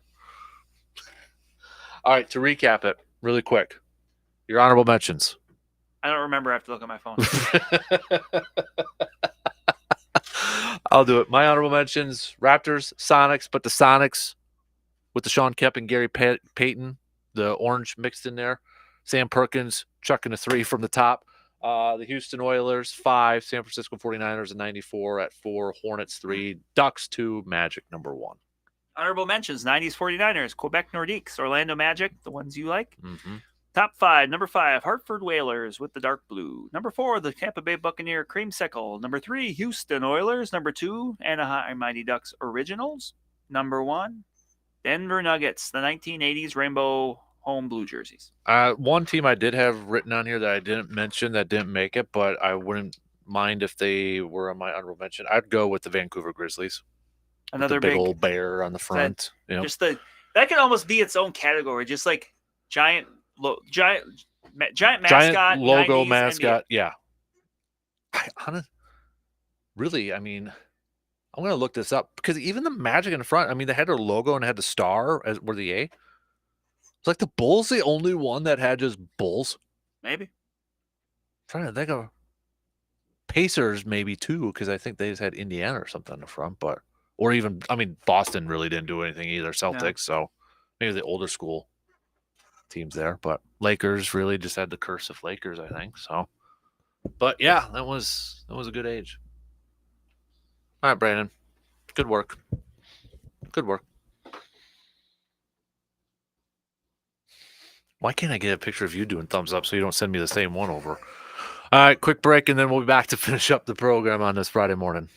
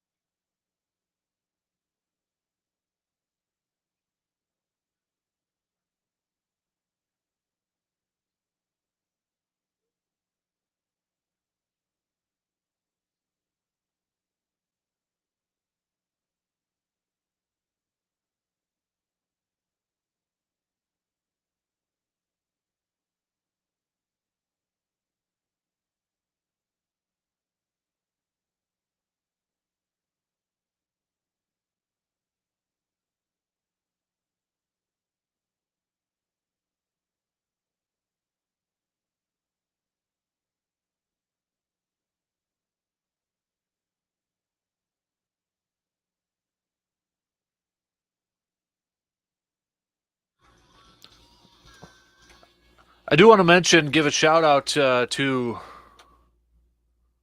Where was that? Okay.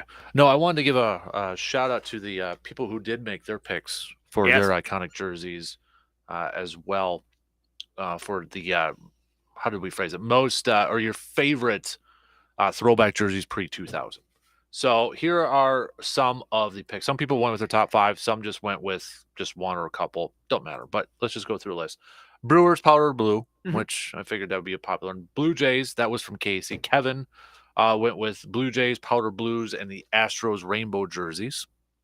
Eric went with the Raptors, which made my honorable mention on there. Chris went with the Astros again on there. Steve went with the Astros were a popular one on here. Luke, his top 5, number 1 was the Buccaneers creamsicle. Number 2 was the Jazz with the Mountain 90s. Range? Yep. Number 3 was the Sonics, but not my Sonics one. It was the green and yellow ones on there. 4 was the Chicago Bulls ones, but the pre-90s one. We're talking like the scroll. Yeah, like the signature almost Yes. Bulls. Yes. Yeah. Yep. Yep. Like the early Michael Jordan. Correct. Yep. And then number 5 was the Suns, the Barkley Suns over there. Jeff went with the Whalers. Harper Whalers. Yeah. Kyle went with the Grizzlies with Big Country as a picture Brian on Big it. Country Reeves. And as Kyle said, or just about anything 90s NBA, which is exactly right. You're speaking to the choir. Absolutely. So thank you to all of you who kind of sent over yours. I think I had one on Twitter too. Oh, yeah, we did have a couple on Twitter. Craig, Lakers throwback to the Minneapolis Lakers are perfection. That's the MPLS jerseys on there. I've seen that one a couple times thrown out there. Tyler went Chargers powder blues. Even though they wear them all the time now, Raptors purple with the dino on the front and the old light blue Charlotte Hornets jerseys. Maybe I'm biased because what we were just talking about. I was sporting that Hornets starter jacket for years though. So I did not have a Hornets jacket. I had an Orlando starter pullover and a Packers pullover one. Did you have any of those? I think so. Yeah. It had been a Brewer Viking. I think it might have been Viking. Yeah. I remember offhand. I remember, what were the more popular ones? Hornets was a popular one. Oh, I had a Suns one too for whatever reason. Somebody gave me a Suns one, and I think that's when Penny went to Phoenix. So they thought, hey, here's the Suns one. And I'm like, okay. Yeah. Okay, that's why it was, because now I just remembered I had a Penny Hardaway and a Jason Kidd t-shirt where it was like, hey, the new dynamic duo in Phoenix, and that didn't work out. So, good old times, man. All right, before we wrap things up, what did you think of the Bucks picks last night with Jackson Jr. from UConn over there? I mean, it's so hard to project, right? It is, and that's it. Like, that's I think with the Jackson Jr. pick, it's someone that is like, you could find his way maybe into a bit of a rotation, especially in the regular season, to start out as a kind of a defensive guy. He's Or a lot of Andre with his Jackson, Andre Jackson with his ability to kind of pass, like kind of facilitate.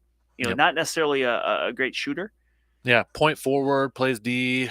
Yeah, I mean, I guess I don't really have too much, just because, you get the second round, you just never know in the NBA. Like, it could be Malcolm Brogdon, be a rookie of the year, or it could be someone that never plays.